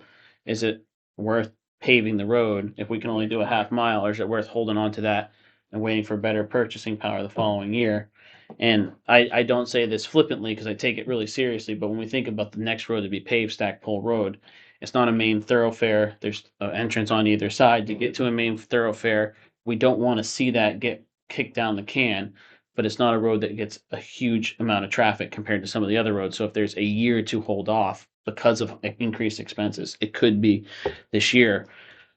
Or if people say, I don't care, I want it paved, it's, that's what we're paying for. And I appreciate the discussion, but it is a crap. Oh, I drove up there last week. Yeah, I Yeah, mean, and it totally. is- I don't know. I don't think that it's in good shape. Yeah. Yeah. But so the question is, if you hold off, what do you do to keep it from getting worse? So. Cause you're paying money to go throw cold patch in there and you're doing a whole bunch, and people do drive it and it sucks. You're gonna find in about a month from now, you're gonna say, wow, that happened last winter, and then. Not like- Summer came and it flattened back out, and it's like, wow, what happened to that road that was so terrible? If it does, I'll call and say you don't have to pave it, but I don't think that's gonna, and oh, by the way, I don't drive it anymore. But it's gonna come back. I go down. Bowie Hill and around. It did the same thing last winter at this time, and it came back down. all of a Hey, sudden it was- People tell me all the time they miss when we had gravel roads, so maybe we can just turn that one gravel for you. This I like- year- I this like the year's- idea of the warrant article. Price is You too just have to high, keep it. delay the, yeah. You really do. I mean, I Even took at a ride up- 140 I bucks. took a ride to Yeah, but Richmond. versus we're taxing somebody to put it in the bank for a year, that we just. I don't know, we can discuss that, but I like being creative. I do disagree that it's gonna settle back down, but, Do you get a better price based on the number of miles you're? Yeah, the more you do, the better the price, yeah. So I remember the first town meeting I went to, they voted not to pave the roads. And at that point I was 30 something and was like, that's stupid. And I followed up asking people who were in town government and they agreed. And so, I understand this is a discussion that needs to happen. Mhm. But I also think, that's sort of what got us into this big debt where we have now is we didn't pave the roads. Yeah. And so, we have to weigh, Jerry's got a point, and we have to weigh that against, the added cost. I mean, if it's not gonna go down, it's only gonna continue to go up, then doing it now might be a better idea. And, how you plan for any of that, I think it's a guess. And so I think, that's something we have to. I understand that not taxing if you're not gonna spend it, but I also think that's a decision that needs to be made closer to, and I don't think we have the time to do that. So because I believe, and I live on a state road, so the state paves and it's already cracked and everything around my house. And they just did it a couple of years ago. Yeah. And so I don't drive on Stockport Road, but maybe once a year, so it doesn't bother me. It's in roughly. But it's something to me, I feel strongly about, and I will advocate for paving. I think it's important because it's costly and delaying is just more costly. So that's, I know that last time, I think the number I heard was last time oil was $100 a barrel. The state could only, with the same dollars, pave 80% of what they had budgeted for. And so oil's hovering around $100 a barrel most days right now. So I think that's a policy discussion of, do we want it bad enough to pay whatever price they're asking for? Mhm. Or do we want to hold off? And we can hope for the best, but it's a tough position to be in. It's even tougher when I'm not saying that this is the case, but it's even tougher if your road's the one and it's in rough shape, so. I mean, the benefit. None of these. People aren't speeding, so that's a good thing. Yeah, speed. None of these come on over and decisions drive are. it every. I actually do drive it a lot, so I've been there. I mean, I think that one thing that goes without saying right now is that increased expenses stink, and we're seeing that at a high rate. And when we look at percentages, yeah, the school is up 7%, but that's also the 77% of our budget went up 7%. So that 7% hurts a lot more than 3% here or 4% there. And this is a pinch that we're all feeling, which is just, we're gonna have to have some hard conversations next week. So, also like 90% of it is outside of our control, Yeah. yeah, right? I mean, all we control is what we're budgeting and what services we want to provide. yeah. So, Okay, ready? So, solid Municipal. waste. Is that what we're at? No, Mhm. No, municipal. municipal. Oh, municipal building? Jessica, did you bring the paper? The spreadsheet? Hmm? I typed it, you said you would bring it on bulk trash day. Yeah, you have it, yeah, I you have did. it clipped, yeah. You did. It was clipped, I handed it to you. With, I'm not, I'm sorry, Jay, go ahead. So municipal buildings, it's up 11%. Part-time staff wages is at 10,000. Again, there's Do you have for it? part-time, they won't get the benefits that everybody else does. So, not a whole lot to, not a real whole lot to see there. okay. Electricity, that increase, is that expected use or expected rate or? That- Both. Yeah, that's the heat pump, Mhm. runs on electricity, so that's, Probably better than heat and oil right now. yeah. Still, You yeah. put the packet in. Let's see. So in 1 year, yeah, so it was 63.56, so that's anticipated electricity. Mm-hmm. Did the internet Because bucket it go to cranks, it IT? cranks pretty hard. I'm curious, did the internet bucket go to the IT Yeah, category? there is no, so the internet is from this building. Right. That's why we have it over there, so they don't, so there's no cost of internet. Mm-hmm. On the telephone. Oh, Because it- because it- Yeah, because it's shot from here over there, so. And there's no telephone either. So they're just general increases for buildings. The, Good. I don't know why this. Where the extra cost for, the cemetery that the town took over. Oh, the legal, Um, oh no, the cemetery that was transferred to us. right, Yeah, so that's absorbed in Calvin's budget. okay, that's not the grounds maintenance in municipal buildings, right? No, That's, Is that grounds maintenance under public works? No. I'm trying, that's, that is, well, that's like, so we get, stones cleaned and that sort of thing, Mm-hmm. maintenance.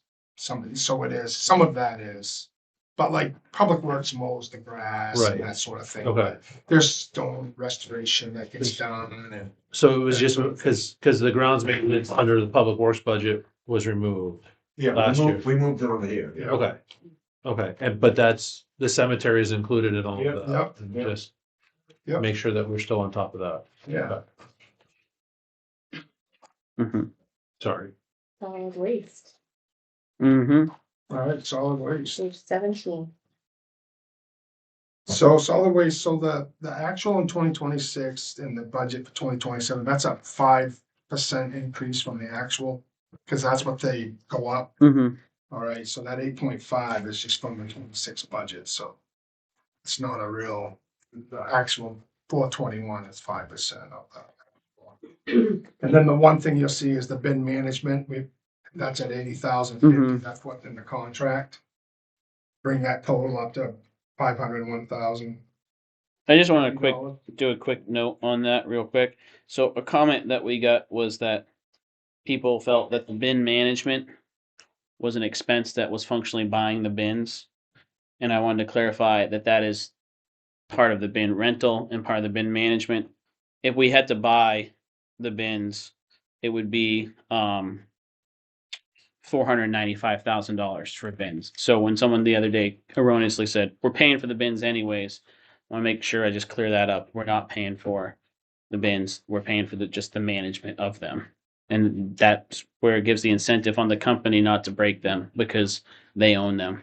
Yeah.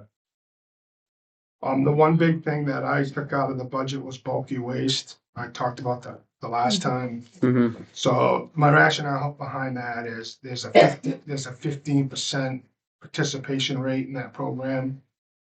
But it's spread out over everybody's taxes. And I personally don't think that's fair. So you all are more than, you guys can throw it back in and I'm happy with that. Can I you just provide can't- us with with an estimated budgeted number that you would? 18,000 was in there before.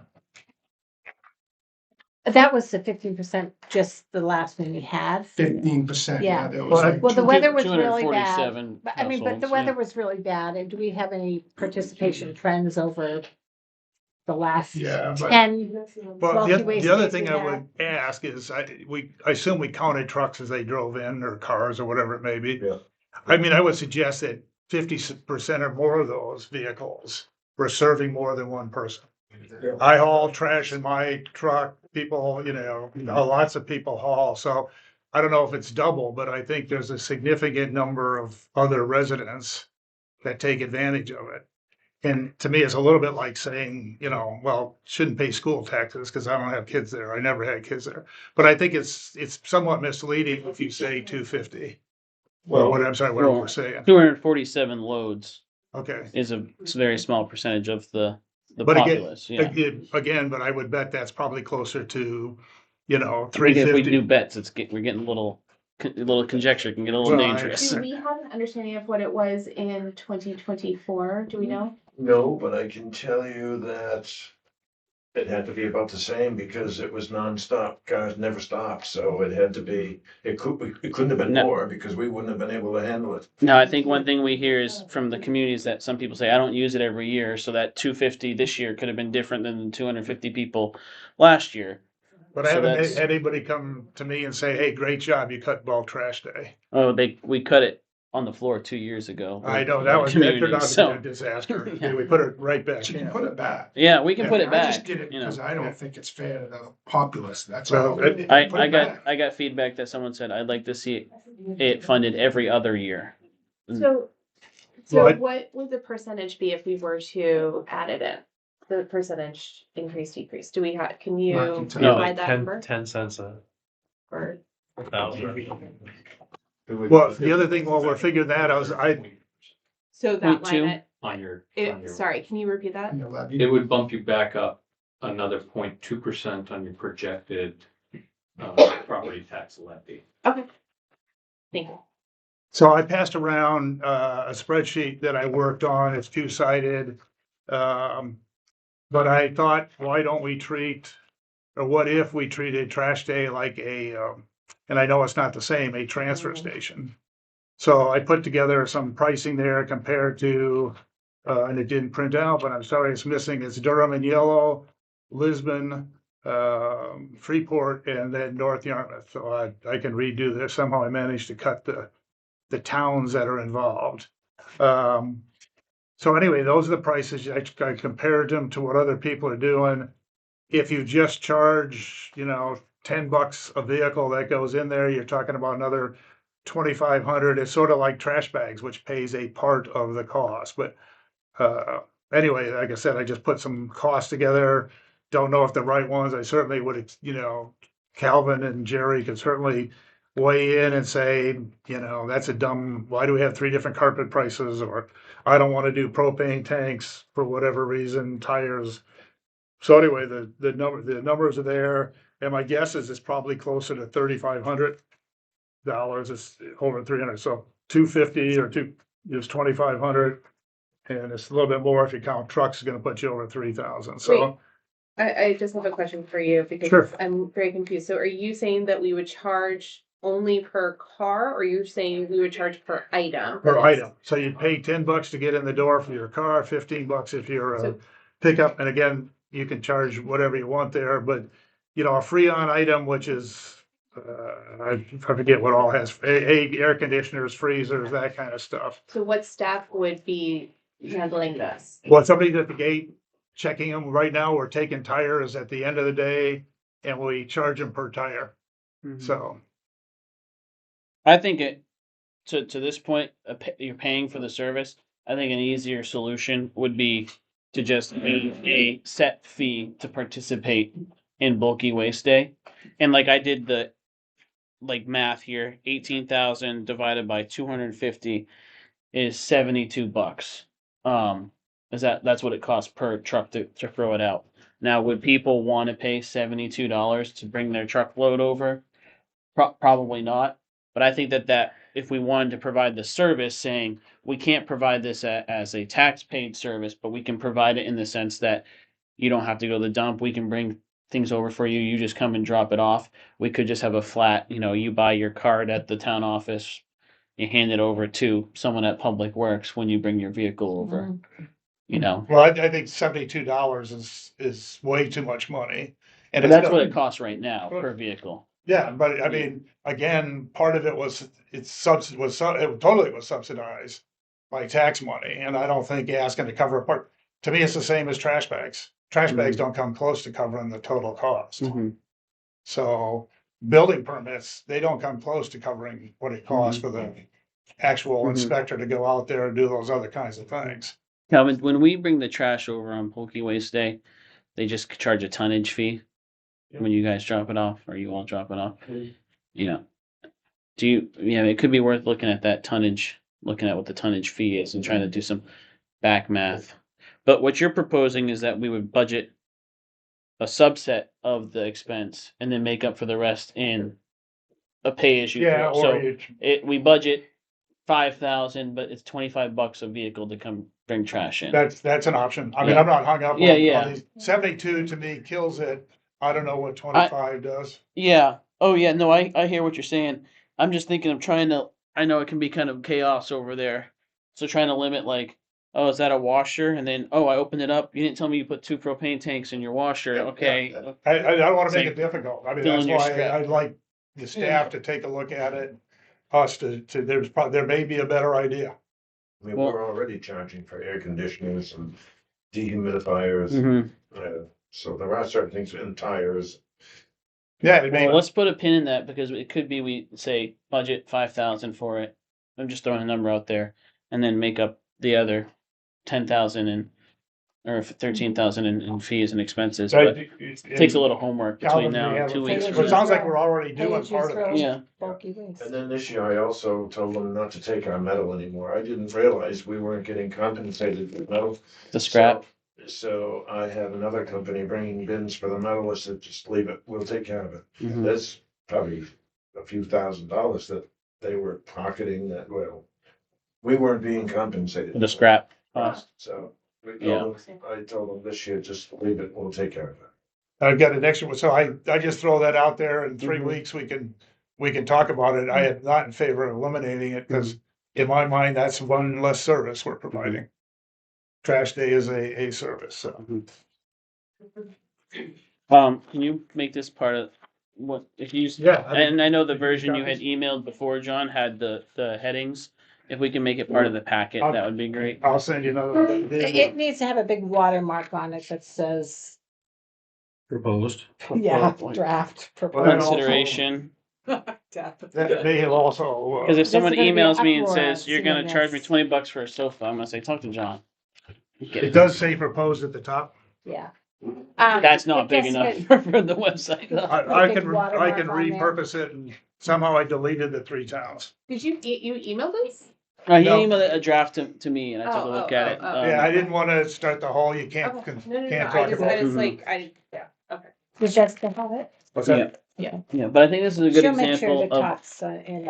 I can send it out again. I think it's an example of trying to get creative. Yeah, which which is is good, important. which is good. I don't think Jerry meant that we shouldn't have it. I think he was trying to say is that We it need should be pay discussion. as you go. Mm-hmm. So you can pay as you throw, pay as you go. Mhm. Should be Mhm. the same concept. Well, that was this concept, you know. Yeah. If you use it, you should pay for it. Yeah. If you're not using it, you shouldn't be paying for it. Mm-hmm. Right. Yeah. Yeah, I mean, I like the idea of just offering it, but when we have so many fixed costs that are increasing at a rate that is really hard to mitigate, it's where we start talking about Right. trying to decrease expenses, and that's a spot that, I know leads to a lively debate annually, so. I think it should be, though, reasonable Right. prices to get in. Right. Well, if it's too much, people aren't gonna use it. Right. The $72, for example. But if Yeah. even $25 in the vehicle puts a good dent in puts a good Mhm. dent in it. Yeah. Yeah, like I said, this is out there, whatever makes Yeah, sense. right, And you're already good charging idea. some of those things, and this may be too much, too little. So I guess I would ask, please take a look at it. Mm-hmm. Cool. Okay, Alrighty. so page 18, community services, not a whole lot to see here. That's that general assistance. We fund 1,000. You can see last year, we paid out 755. We probably got 70. Well, we did get 75, 70% of that back, and it just goes into that miscellaneous revenue account. Mm-hmm. Just how the program works. So that 1,000 has been the same since I've been here. So it's Mm-hmm. nothing there. Page 19, debt services, it is what it is. The county tax, that, 918,788 is the number. That's what they voted on this year. Education, so that number there is a 7% increase from what our assessment was last year. So just know that if the school does a 7% increase, that doesn't necessarily mean it's a 7% assessment to Durham, okay? Mhm. So there's some magic formula. They may go 7% up on their complete budget. Yeah. But their assessment could be a little bit different as they work through their formula. And I don't know we don't know what that number is, so that's not a hard, concrete, we know what it is. But we will know as they work through their process, we'll change it when we actually have it. Court tax abatements, we don't put in right now. That'll be in amendment that you all pick every year. And that transfers out as the funding of the reserves. At 395, that's down 0.5% from last year. So townwide, a total of 9,527,134. Mm-hmm. 18.2%. And that will keep us where we don't have to have a big payment 5 years from now. This will, you know, based on those things we saw, Right. we shouldn't have any big payments in 5 years for an ambulance or a fire truck. Yeah. Okay, good. Yeah, because I mean, and that's always a place to talk about decreasing expenditures, is taking money out of capital.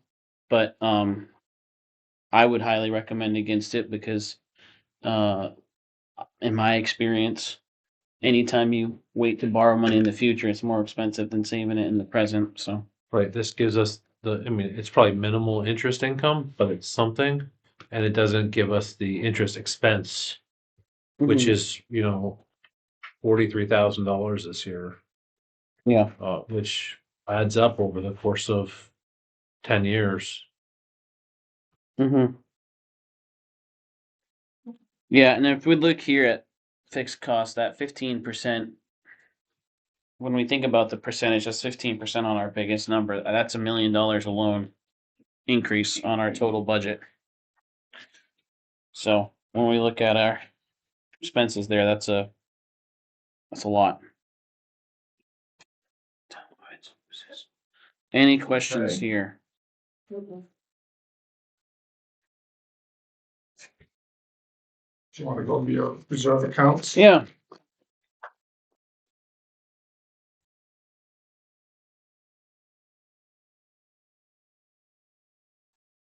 So we only funded the reserves that we talked about today. We didn't put anything in like the grants non-matching, or wait, sorry, the grants matching fund. So we didn't put any money in that. We still have 25,000 in there. I think that's fine. Mm-hmm. But you can see where things have, I mean, if you look at this, the only thing we added to the reserves was the public works, fire, and the buildings reserves this year. Like, one thing to note here is we have a recreation fund. We're not adding anything to it. I didn't add it. And so, but my point here is, in the past, we've supported the baseball team, we've supported other things in town, the snowmobile club, things that people like to use. In a time when we're trying to cut all expenses, unfortunately, a good place to look at that too is just saying no more town support for those sorts of things. Or, you know, we're gonna spend down this this recreation fund, which has a balance here of 19,742. We can move forward, and if requests come in, we understand that we're not putting money in there to try to mitigate expenses right now. least the way I see it. Because the only thing that we expended out of there last year was Out of what baseball, fund? Out of what fund? the recreation funds. I know baseball was one of them. We- Baseball. And the We snowmobile. did The snowmobile we do, but also the snowmobile registration generates income back to us, and we kind of return a portion of that. So we're saying the snowmobilers are getting their money back towards their snowmobile club. You could make a policy where that actually funds that account. Yeah. That it goes into recreation and get it back. Right now, it doesn't. Mhm. So just keep that in mind. I see the value of that, but also in economic pinch times, Yeah. I like the idea of keeping that as a variable decision that the board can make, but I'm open to the board's feedback on that.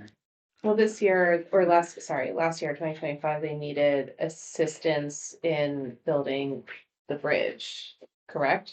Like, wasn't that what happened? No, There well, so that was, additional no, funds. we gave them kind of the same as normal, but they came in and said that's one of the projects they had been working on. Okay. Yeah, And they have requested 15. the Yeah, baseball yeah. team had Mhm. came in and 1,500. had asked for Right. more because they were looking to get a The batting cage, you know. So you'll have to decide, because like you said, that Penguins Snowmobile Club have asked for 15. So do you Mhm. want to take it out of rec, or do you want to raise it? So Mhm. you'll have to. I don't want to it put in any, I raise don't it. want to put it, does anyone, I mean, we can have this discussion next week, but I don't see us putting anything more in I rec. didn't put anything, Right. but I'm happy to if you want to. It's really your Mm-hmm. budget, so. Okay, All right, all right, so let's flip to the front and. One last thing, the What's up? gazebo, is that in the buildings? Where's that? What we So said? that money's already been allocated or set aside in a warrant for 30,000, mhm. so. But that would come out of That would come out. municipal building capital fund, Okay, that's what I'm correct? asking. Is that where it is? Yeah, It is now. yeah, I didn't have it in there before. yeah, but that 147,144, 30,000 of it is allocated for, It is now. yeah. Right, So let's just we'll wrap up with a summary, so you Mhm. understand. on, page 1. Yeah. So that, the FY 27 budget is a total of. One. You Second, guys please, can one see second, it, sure. but so the FY 27 budget is a total of $13,058,601. Sorry, The we're on page funding, 2, the John. revenue, At the bottom.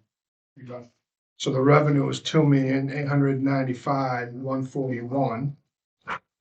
So what you got left is 10,156,460. Mhm. All right. So we're looking to use 500,000 in your undesignated fund balance, Mhm. bringing it down to 9,656,460 or 10.7% tax levy. Now, I'd caution you on how much of the fund balance you use, because you're right there at your sweet spot where Gatsby like should it be between 16 and 20%. So 25. Mhm. So just know that, you may not like the tax, but if you start getting that too low, you're gonna have to raise it back up again, which is gonna drive your Mhm. tax up. So it's one of Well, these. and I think that fund balance is also important for managing cash flow and avoiding tax anticipation notes or whatever. Correct. So Yeah. So, I'm sorry, I just have a question regarding the percentage increase of the funds. The additions use of fund balance would be a 1.4 percentage, but Increase over last Over year, last last year. year's annualized fund I balance see, use. okay, yeah, Sorry. you have to take Okay. that Now I understand. 7.85. Yeah. So for the 18-month budget, we had done 740,000 out of the fund balance. yeah, Um, I get that now. yeah. And Mark, we're looking, the projection is that fund balance can be right around 3 million. Yeah, so the latest projection that I did was for, as of February 28th. And around $3 million right now. So what I do is I take, I take all the actuals year to date and basically extrapolate what Mhm. the price, what the cost will be for the rest of the year. To figure out where the fund balance should end up. So as we get closer and closer to year end, the projection gets better and better, Mhm. right? But generally, it should be around $3 million. We started the year with 3.2 million, Mhm. the fiscal year, meaning January 1, 2025. And we're accounting for investment income. At what, sorry, what line was that at? We can get to it next week, but Investment income. from the, In the back. from the No, from interest the rate interest on that we the, get on it. Yes, That's so gonna be, we're projecting slight increase, but not much. yeah, I just noticed rates dropping too. Yeah, Now, I mean, so, 115,000. yeah. Right. Because that's the thing about spending out of the fund balances, we're also reducing the principal amount, but also rates are dropping. What's the page? Oh, it's page 7, I think. And that was a question, you know, that was a conversation Jerry and I had, me personally, I think Yeah. interest rates are gonna go down. Yeah, But, whatever, I mean. Shoot. yeah. Okay, Quick I question on think that's that a good one. overall projection here. Oh, sorry. Oh, I'm sorry, taxable valuation, second last line. Does it make sense to look at, we're using last year's number. We've had a significant increase in very expensive homes in Durham. Is there a different number that we're, and by the way, going this later, I mean, 1 April, we wrap it up. Yeah. In terms of wrap it up, I mean, that's all the taxable income has to, or taxable numbers, valuation is set on 1 April. Right. Is it, do we wait later? Do we just say, okay, do we add 7 million, 10 million? So for some clients, for most clients, I do it like this, because it's essentially a worst case scenario. Meaning on average or normally valuations go up from 1 year to the next. And so if we just, use this as a projection, where we use last year's valuation, then this would be unless your valuation goes down, this would be the worst case scenario mill rate that you would have. If we increase, sometimes I do a 1 or 2% increase on the valuation to help with the projection, but that's usually as we get closer to April or after April, because then you can have conversations. Well, with the that's my thought, with is the it, assessor's agent. And the way we've done it in the past, John, is we've gone this route, and then when the assessor comes in and tells us our valuation, we don't just adopt the mill rate here. We adjust it based off of that evaluation. So that's why, like in the past, because we've had an increase in evaluation, when we set the mill rate, we've come in under the budgeted mill rate. And so it gets into like a PR perspective where it's like, well, we can add 1 or 2% here, so we can say, oh, we're only expecting an 8% increase. But then if we fudge up and get to the back end, it's like, oh, never mind. Our levy is more than we expected, or we can keep it as a conservative estimate. And then when we get there, say, we'll adjust based off of the actual valuation and actually see the mill rate come down. okay, I mean, that. And that's so the we could key look to point. see what it's come like since I've been here, and I think since you've been here, Josh, it's been the budget presents worst case scenario for mill rate, and then knowing that we have been consistently getting some valuation, it ends up being less when we get to the actual setting of the tax levy. So let me ask this question a little differently. So town meeting, whatever it is, June 13th. June 13th, do we know or have a real good answer on what the actual valuation is? It depends. I've worked with towns where the assessor's agent doesn't get that number. I mean, even though the valuations are determined as of April 1st, I mean, the assessor's agents have plenty of clients that they have to go and work on. And so just like anybody else, sometimes they're like, well, it's June, July, I haven't finished all the work yet. So they usually will give some sort of idea, but they never give you a hard and fast number until they're done their work. Okay, Otherwise, you end up getting the situation where you had like Farmington this year, right? Right. They were yeah, pestering the she usually agent comes in after for the a town number. meeting, and usually they pretty gave quickly them the wrong after, since number. we've Well, moved. I don't think it well, I mean, was the I assessor's mean, a fault. reasonable, Right. swag, for lack of Yeah. a better term. Yeah. It just helps, I think, on June 13th, say, well, it's really not gonna be 10 point, whatever it is, it's Correct. gonna be 10.3. Yeah, and I mean, if we don't have that on paper, we can stand up there until we're blue in the face, say, hey, we promise it will be less than this, and no one's gonna believe it, right? So I don't know if there's an opportunity to, since we've shifted, to maybe follow your I think the suggestion you're getting at is seeing if we can engage with our Donna earlier and see if she'll have those numbers. We'll have to look at how that lays out with the communication between us and the budget committee, because if we're giving them a final at the beginning of April, second week in April, if we don't have that number from Donna, we give it to them and then all of a sudden it gets changed Donna's not gonna have that number, I'll tell you that. before June. Okay. Because that's when she doesn't work, she doesn't do her work in the winter, right? So Yeah. She's gonna have to give it to us before the start of the next fiscal year. So there's only gonna be, And she has to give it to you before the commitment date is. Right. right, that's which just is August. you're right, August. Yeah, Okay, so okay. by July, but. I mean, we can ask- could also I mean, take I a, trust Donna to, not BS us, so. we could just also ask. take a look at what we've seen for an increase in valuation the last few years and extrapolate based off of that. Right, I mean, for example, if you were to just assume that you're gonna have a 2% increase in your valuation, the percentage here would be 8.5% increase Mhm. on your mill rate, as opposed to a 10.7%. So a 2% increase in your valuation will decrease your mill rate by about 2% It's good to know. without doing anything, right? Without doing anything else to your budget. But that's why I prefer for clients to use this. It's a worst case scenario, then at least they're prepared to Mhm. Yeah, manage expectations. That's what I always say. it's Like good. last It's year, I think important. we were 3.5, but then when we did all the numbers in, it ended up being 2.9. Yeah, when we set our tax rate last year, we had budgeted 3.5 and ended up being 2.9 once we set things. So And that's also because the school changed their numbers then from what we Yeah. had as well. So but So it's increase moving. in valuation also has some other implications in the future, like things like revenue sharing portion that we have to pay towards the school, correct. stuff like that.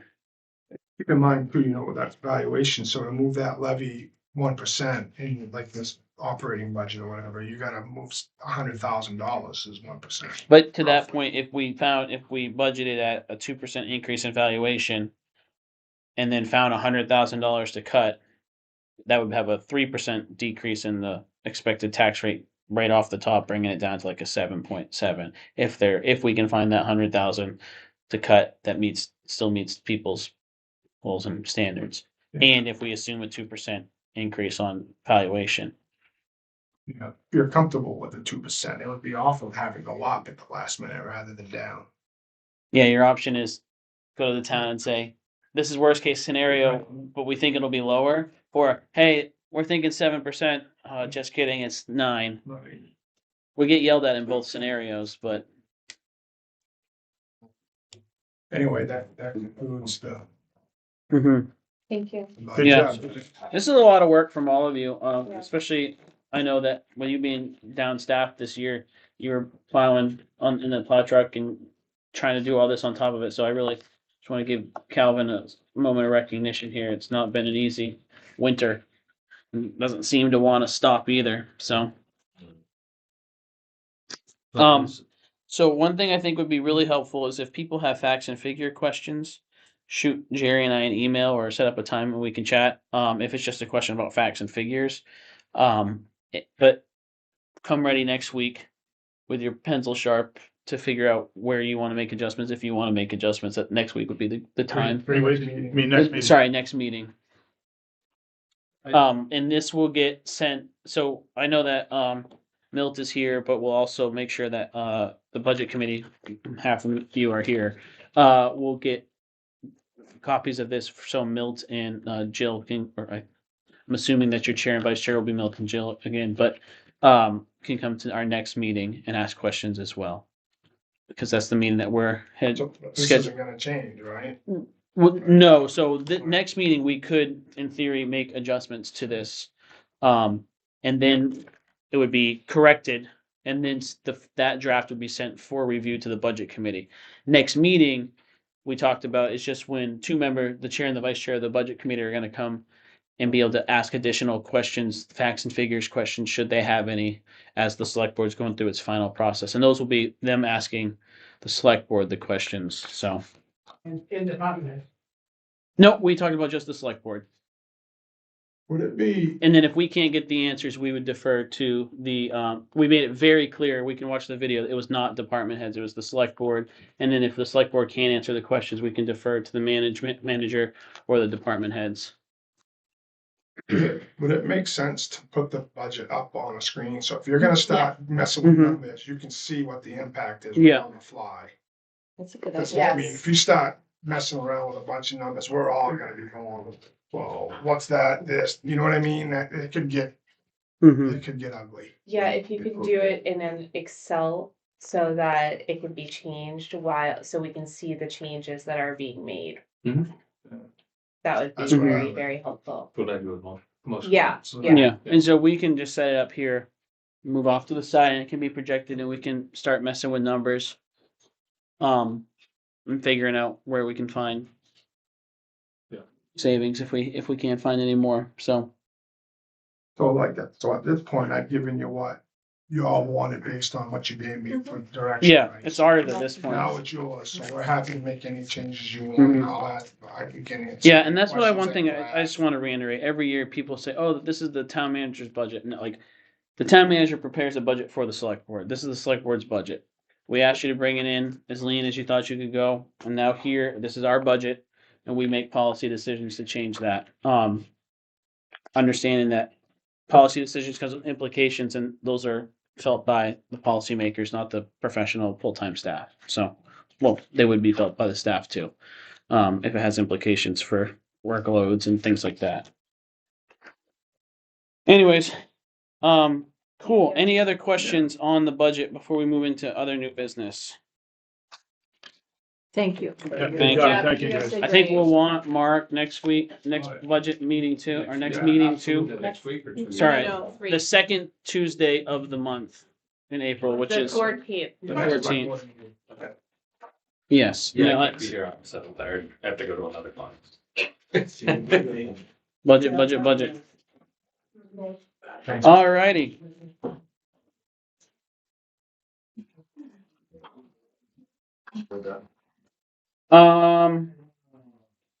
Further new business.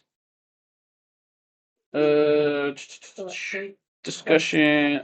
Do we have any questions on the department head reports or chiefs on call and I'm still here. Calvin's still here? I'm happy we picked the front end loader that has a 20% better fuel efficiency. Seeing what diesel's doing right now, so even though we're insulated from that, it's still nice. Any questions for Calvin on his report? No. All right. Moving into election worker. Oh, When do we need to do the economic development thing? I was One of just these gonna days. say that Yeah. myself, that was. I mean, not tonight, obviously. yeah. So and I'm open for discussions here. In the past, the last 2 years, when we brought up budget and we've had budget at a meeting, we've kept it pretty lean out of respect for time. I can stay here till 10, 11 o'clock and add things on here. I don't mind. Well, I don't love it, but I don't You're mind avoiding your either. baby. No, I got help at home. So maybe I'll bring her and people will be nicer to us. Thank you too for coming. Thanks. So if people want to do a longer meeting to address more things, we can. That being said, I have noticed, even though we're all adults and can stay awake past 8 o'clock, Speak for yourself. things are harder to do as we get later and fatigue kicks in. So, so that's the only reason why I haven't added any other major lifts on here. We'll have a chance to after we hand it off to the budget committee in April. So, alrighty. Appointment to elections. I'm ready to make a motion. Yeah, I would approve them as a slate if you were ready to make If a that's motion. okay to do, make a motion that we approve all of the election clerks and wardens that were included in our package, Mhm. or I can read them So all. no, John has a motion. Do we have a second? I'll second, but do we need to read off the names? So I'll read the names off now that we have a motion, but there's gonna be Kimberly Garneau, If it helps, I got them written out. Devin Garneau, Kyle Bloomstein, Amy Coltman, Ann Colton, Nancy Swinton, Catherine Curtis, Phyllis Brannon, oh boy, Barbara Jabal. Jabalt, there we go. Jabot. Gary, Jabot, Jabot. Jerry Spring, Jabot, Clinton Gordon, Kevin Carnes, Janice Johnson, Donna Church, John Primavera, Mary Farrell. We get Kathleen Curtis here twice. So that actually, Oh, the last two, Joe, are, different. before every election, you have to appoint your warden and deputy Oh, warden. sorry, So and then those two are- warden and yeah, deputy warden, yeah. Kathleen Curtis, and Nancy Swinton. So, any discussion? I just want to say this is a thankless job and it takes a lot of work and a lot of effort. And so I really appreciate every year we have such a great group of people who step up to the plate and handle this. This And the is, town clerk for finding. yes, this is not, it's just increasingly becoming a job that's harder to fill across the country in a volunteer capacity. And so really happy that we have such great folks in town. I just say my mother's an election clerk down in Florida, and it's like 2 days of training every year, something like that. Alrighty. Do you need us? All in favor? Yeah, he has one. in- Any opposition? Seeing none? All right, managers report. Jerry. All right, thank you. A couple, three things here. So the auditor will come in on the April 14th meeting to do the audit presentation. But if you don't want to have it then, because of budget, just Yeah. let me know. That's what I've scheduled, or I can. I personally think we're in budget season and I'd rather push that off a little Okay. bit. What does everyone else think? I would agree. I I guess, agree with you know, you. we're 16 months after the end of 2024. I'd like to get it done. So, how long, shouldn't take that long to present it. I mean, it didn't look to me like there was a lot of people going to jail after this, so, I think we just, you know, we're 16 months after the end of, the 24 budget. Yeah. so. I mean, so I reviewed it online and since there's nothing concerning, it's not a concern for me to address it right away. And so that's just my opinion. If we want to add it, we'll have to make sure we have an extra long meeting and that's fine. We can just plan for that. It's just whatever you all prefer. I don't sleep right now anyway, so. Jerry, how long do you think the overview will be? 20 minutes, half hour. Because it's not a bad, I mean, we have all the right players in the room too. I mean, just for informational, for the, I mean, the audit's, and the Yeah. audit's posted on the website. Yeah. I mean, but I don't think people know how to read it, but she can certainly present it. I mean, it's all good. yeah. It's probably one of the better audits we've. Yeah, it's made Remember last time improvements. we had a good one, it was. Well, the last three have shown improvements in many categories. Yeah, no, Can we send Jerry any questions we have and he'd have them prepared to answer them? That makes sense. I mean, I guess I'd really like to get it done. Yeah. It will be 15 months, 14 months. It's on her schedule, so. Yeah, if we want to keep it, that's fine, but we'll be prepared for a longer meeting. What is our budget calendar? I'm trying to find the. I got it right here for you. I have two, yeah.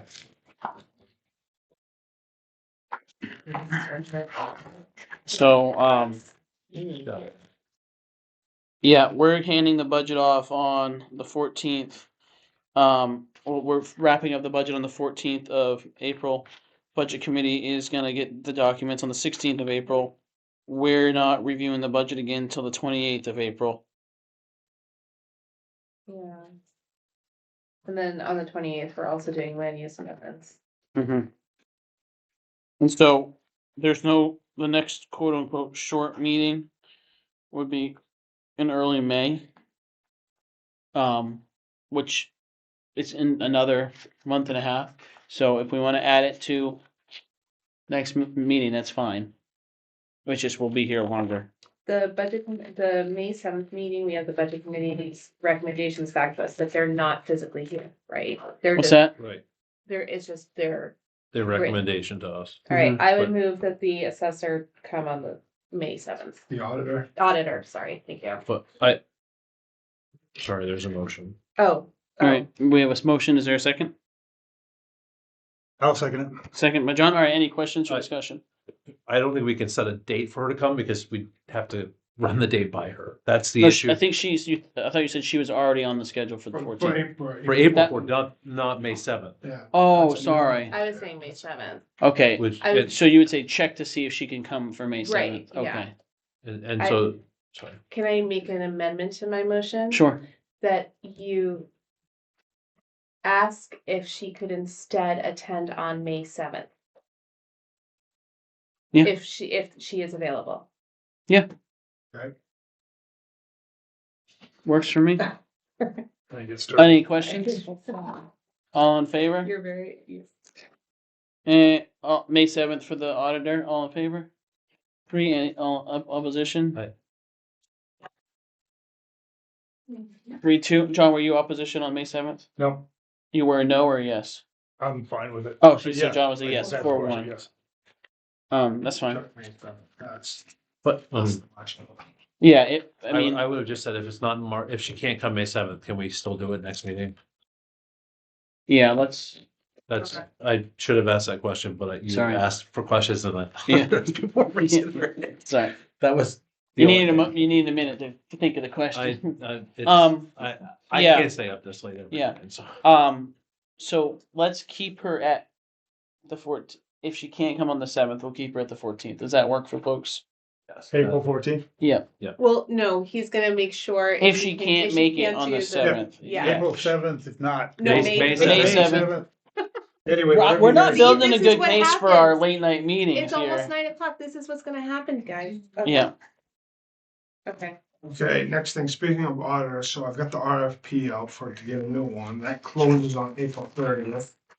See what we get. A lot of municipalities struggling to find audit services. Yeah. But if Just we read do that. get some, I have it on the May 12th meeting for you folks to choose one. May 12th or May 7th?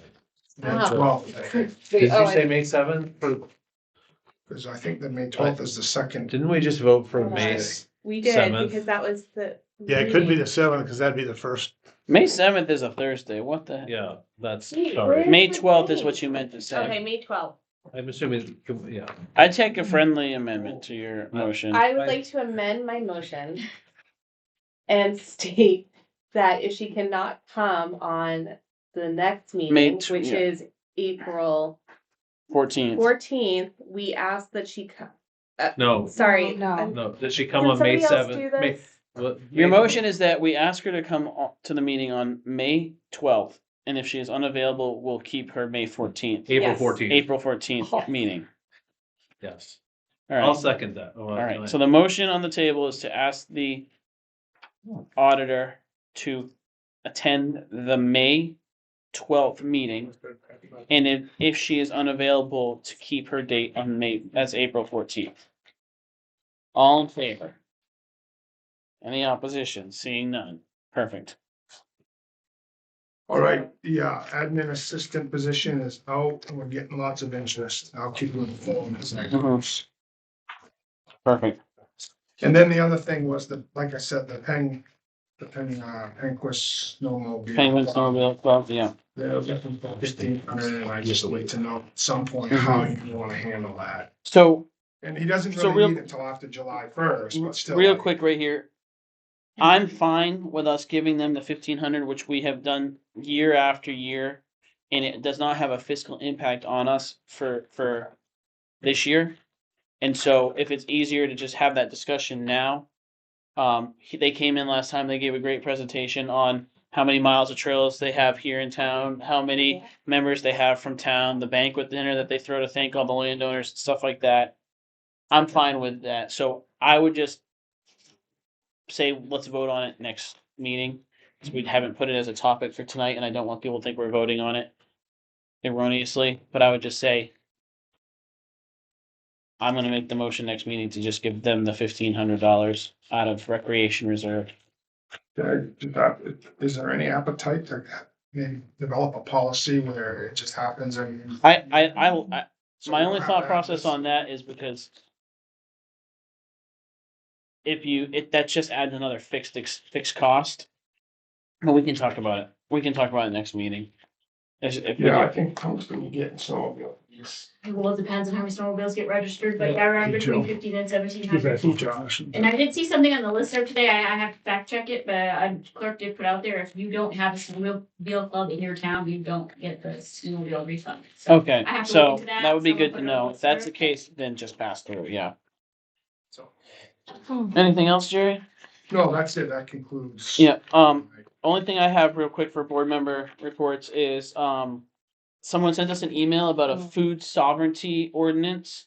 And, essentially, there's this, if you're trying to sell what they call it cottage products, so like canned jams and jellies and homemade sorts of things, you have to go through a permit process at the state level to get a permit to sell it.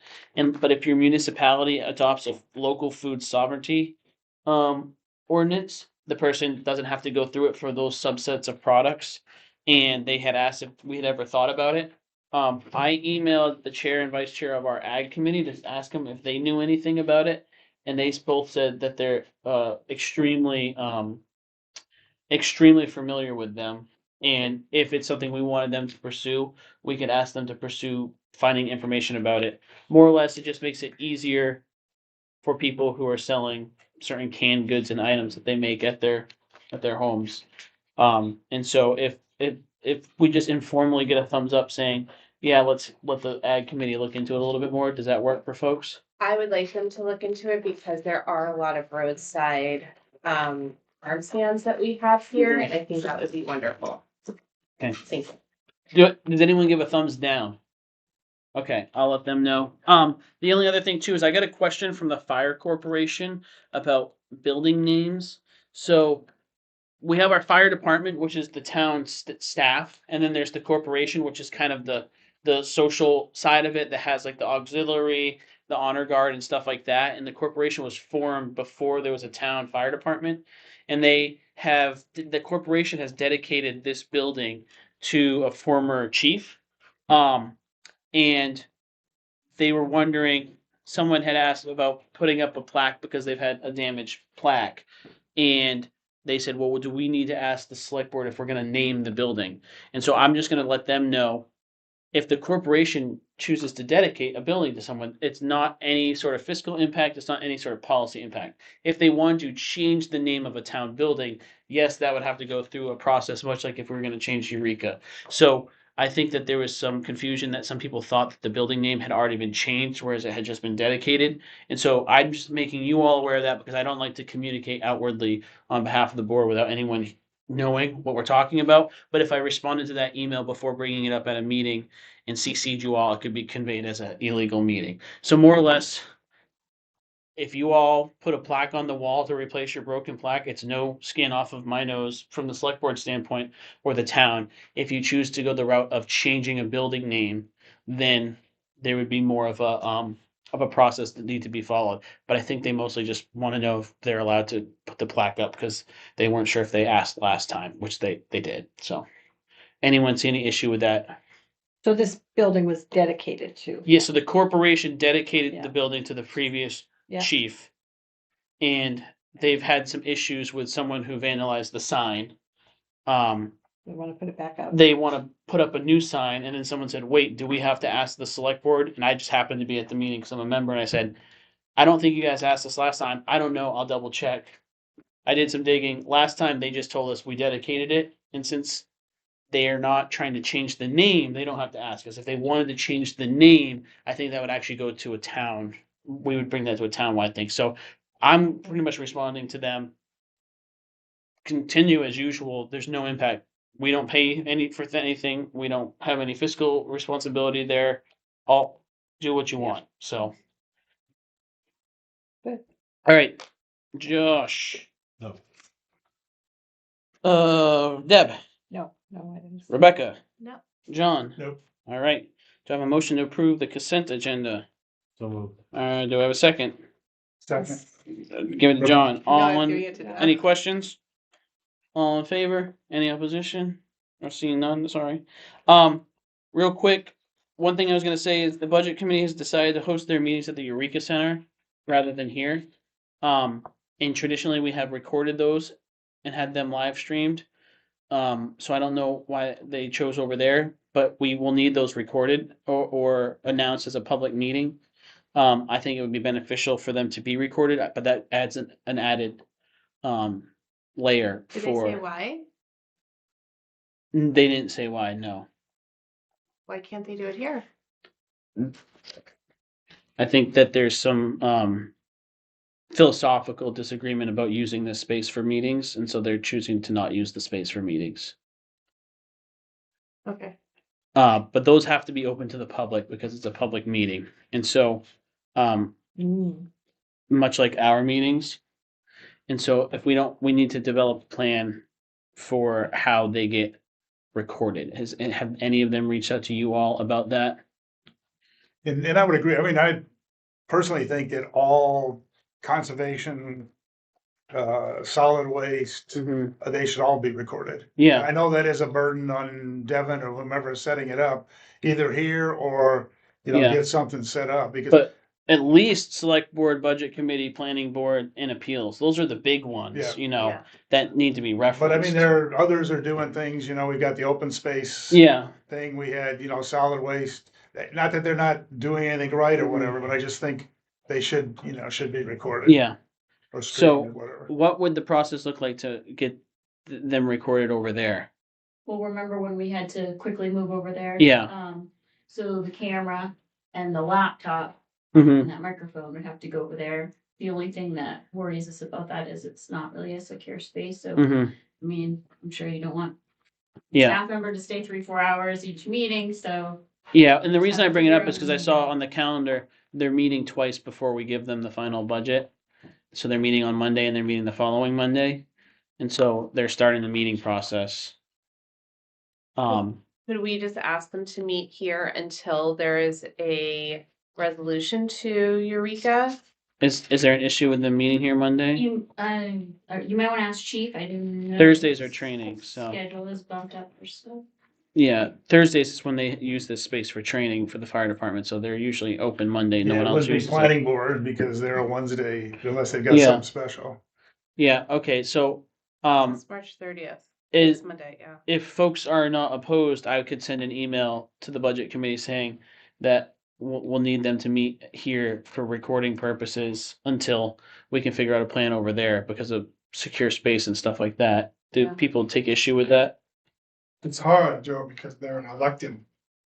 So they're, Right, they're not appointed, so it's. I don't know what the process here is because they're elected, and so if they said, "Oh, well, we're going to have a public meeting, but we want to do it someplace that's not as accessible for recording and stuff like that," where's our role here? I don't know, that's what's tricky about I- an elected committee. I like mean, that. to be fair too, they're not following rules because they're having an illegal meeting in the parking lot right Always. now. They So, always are.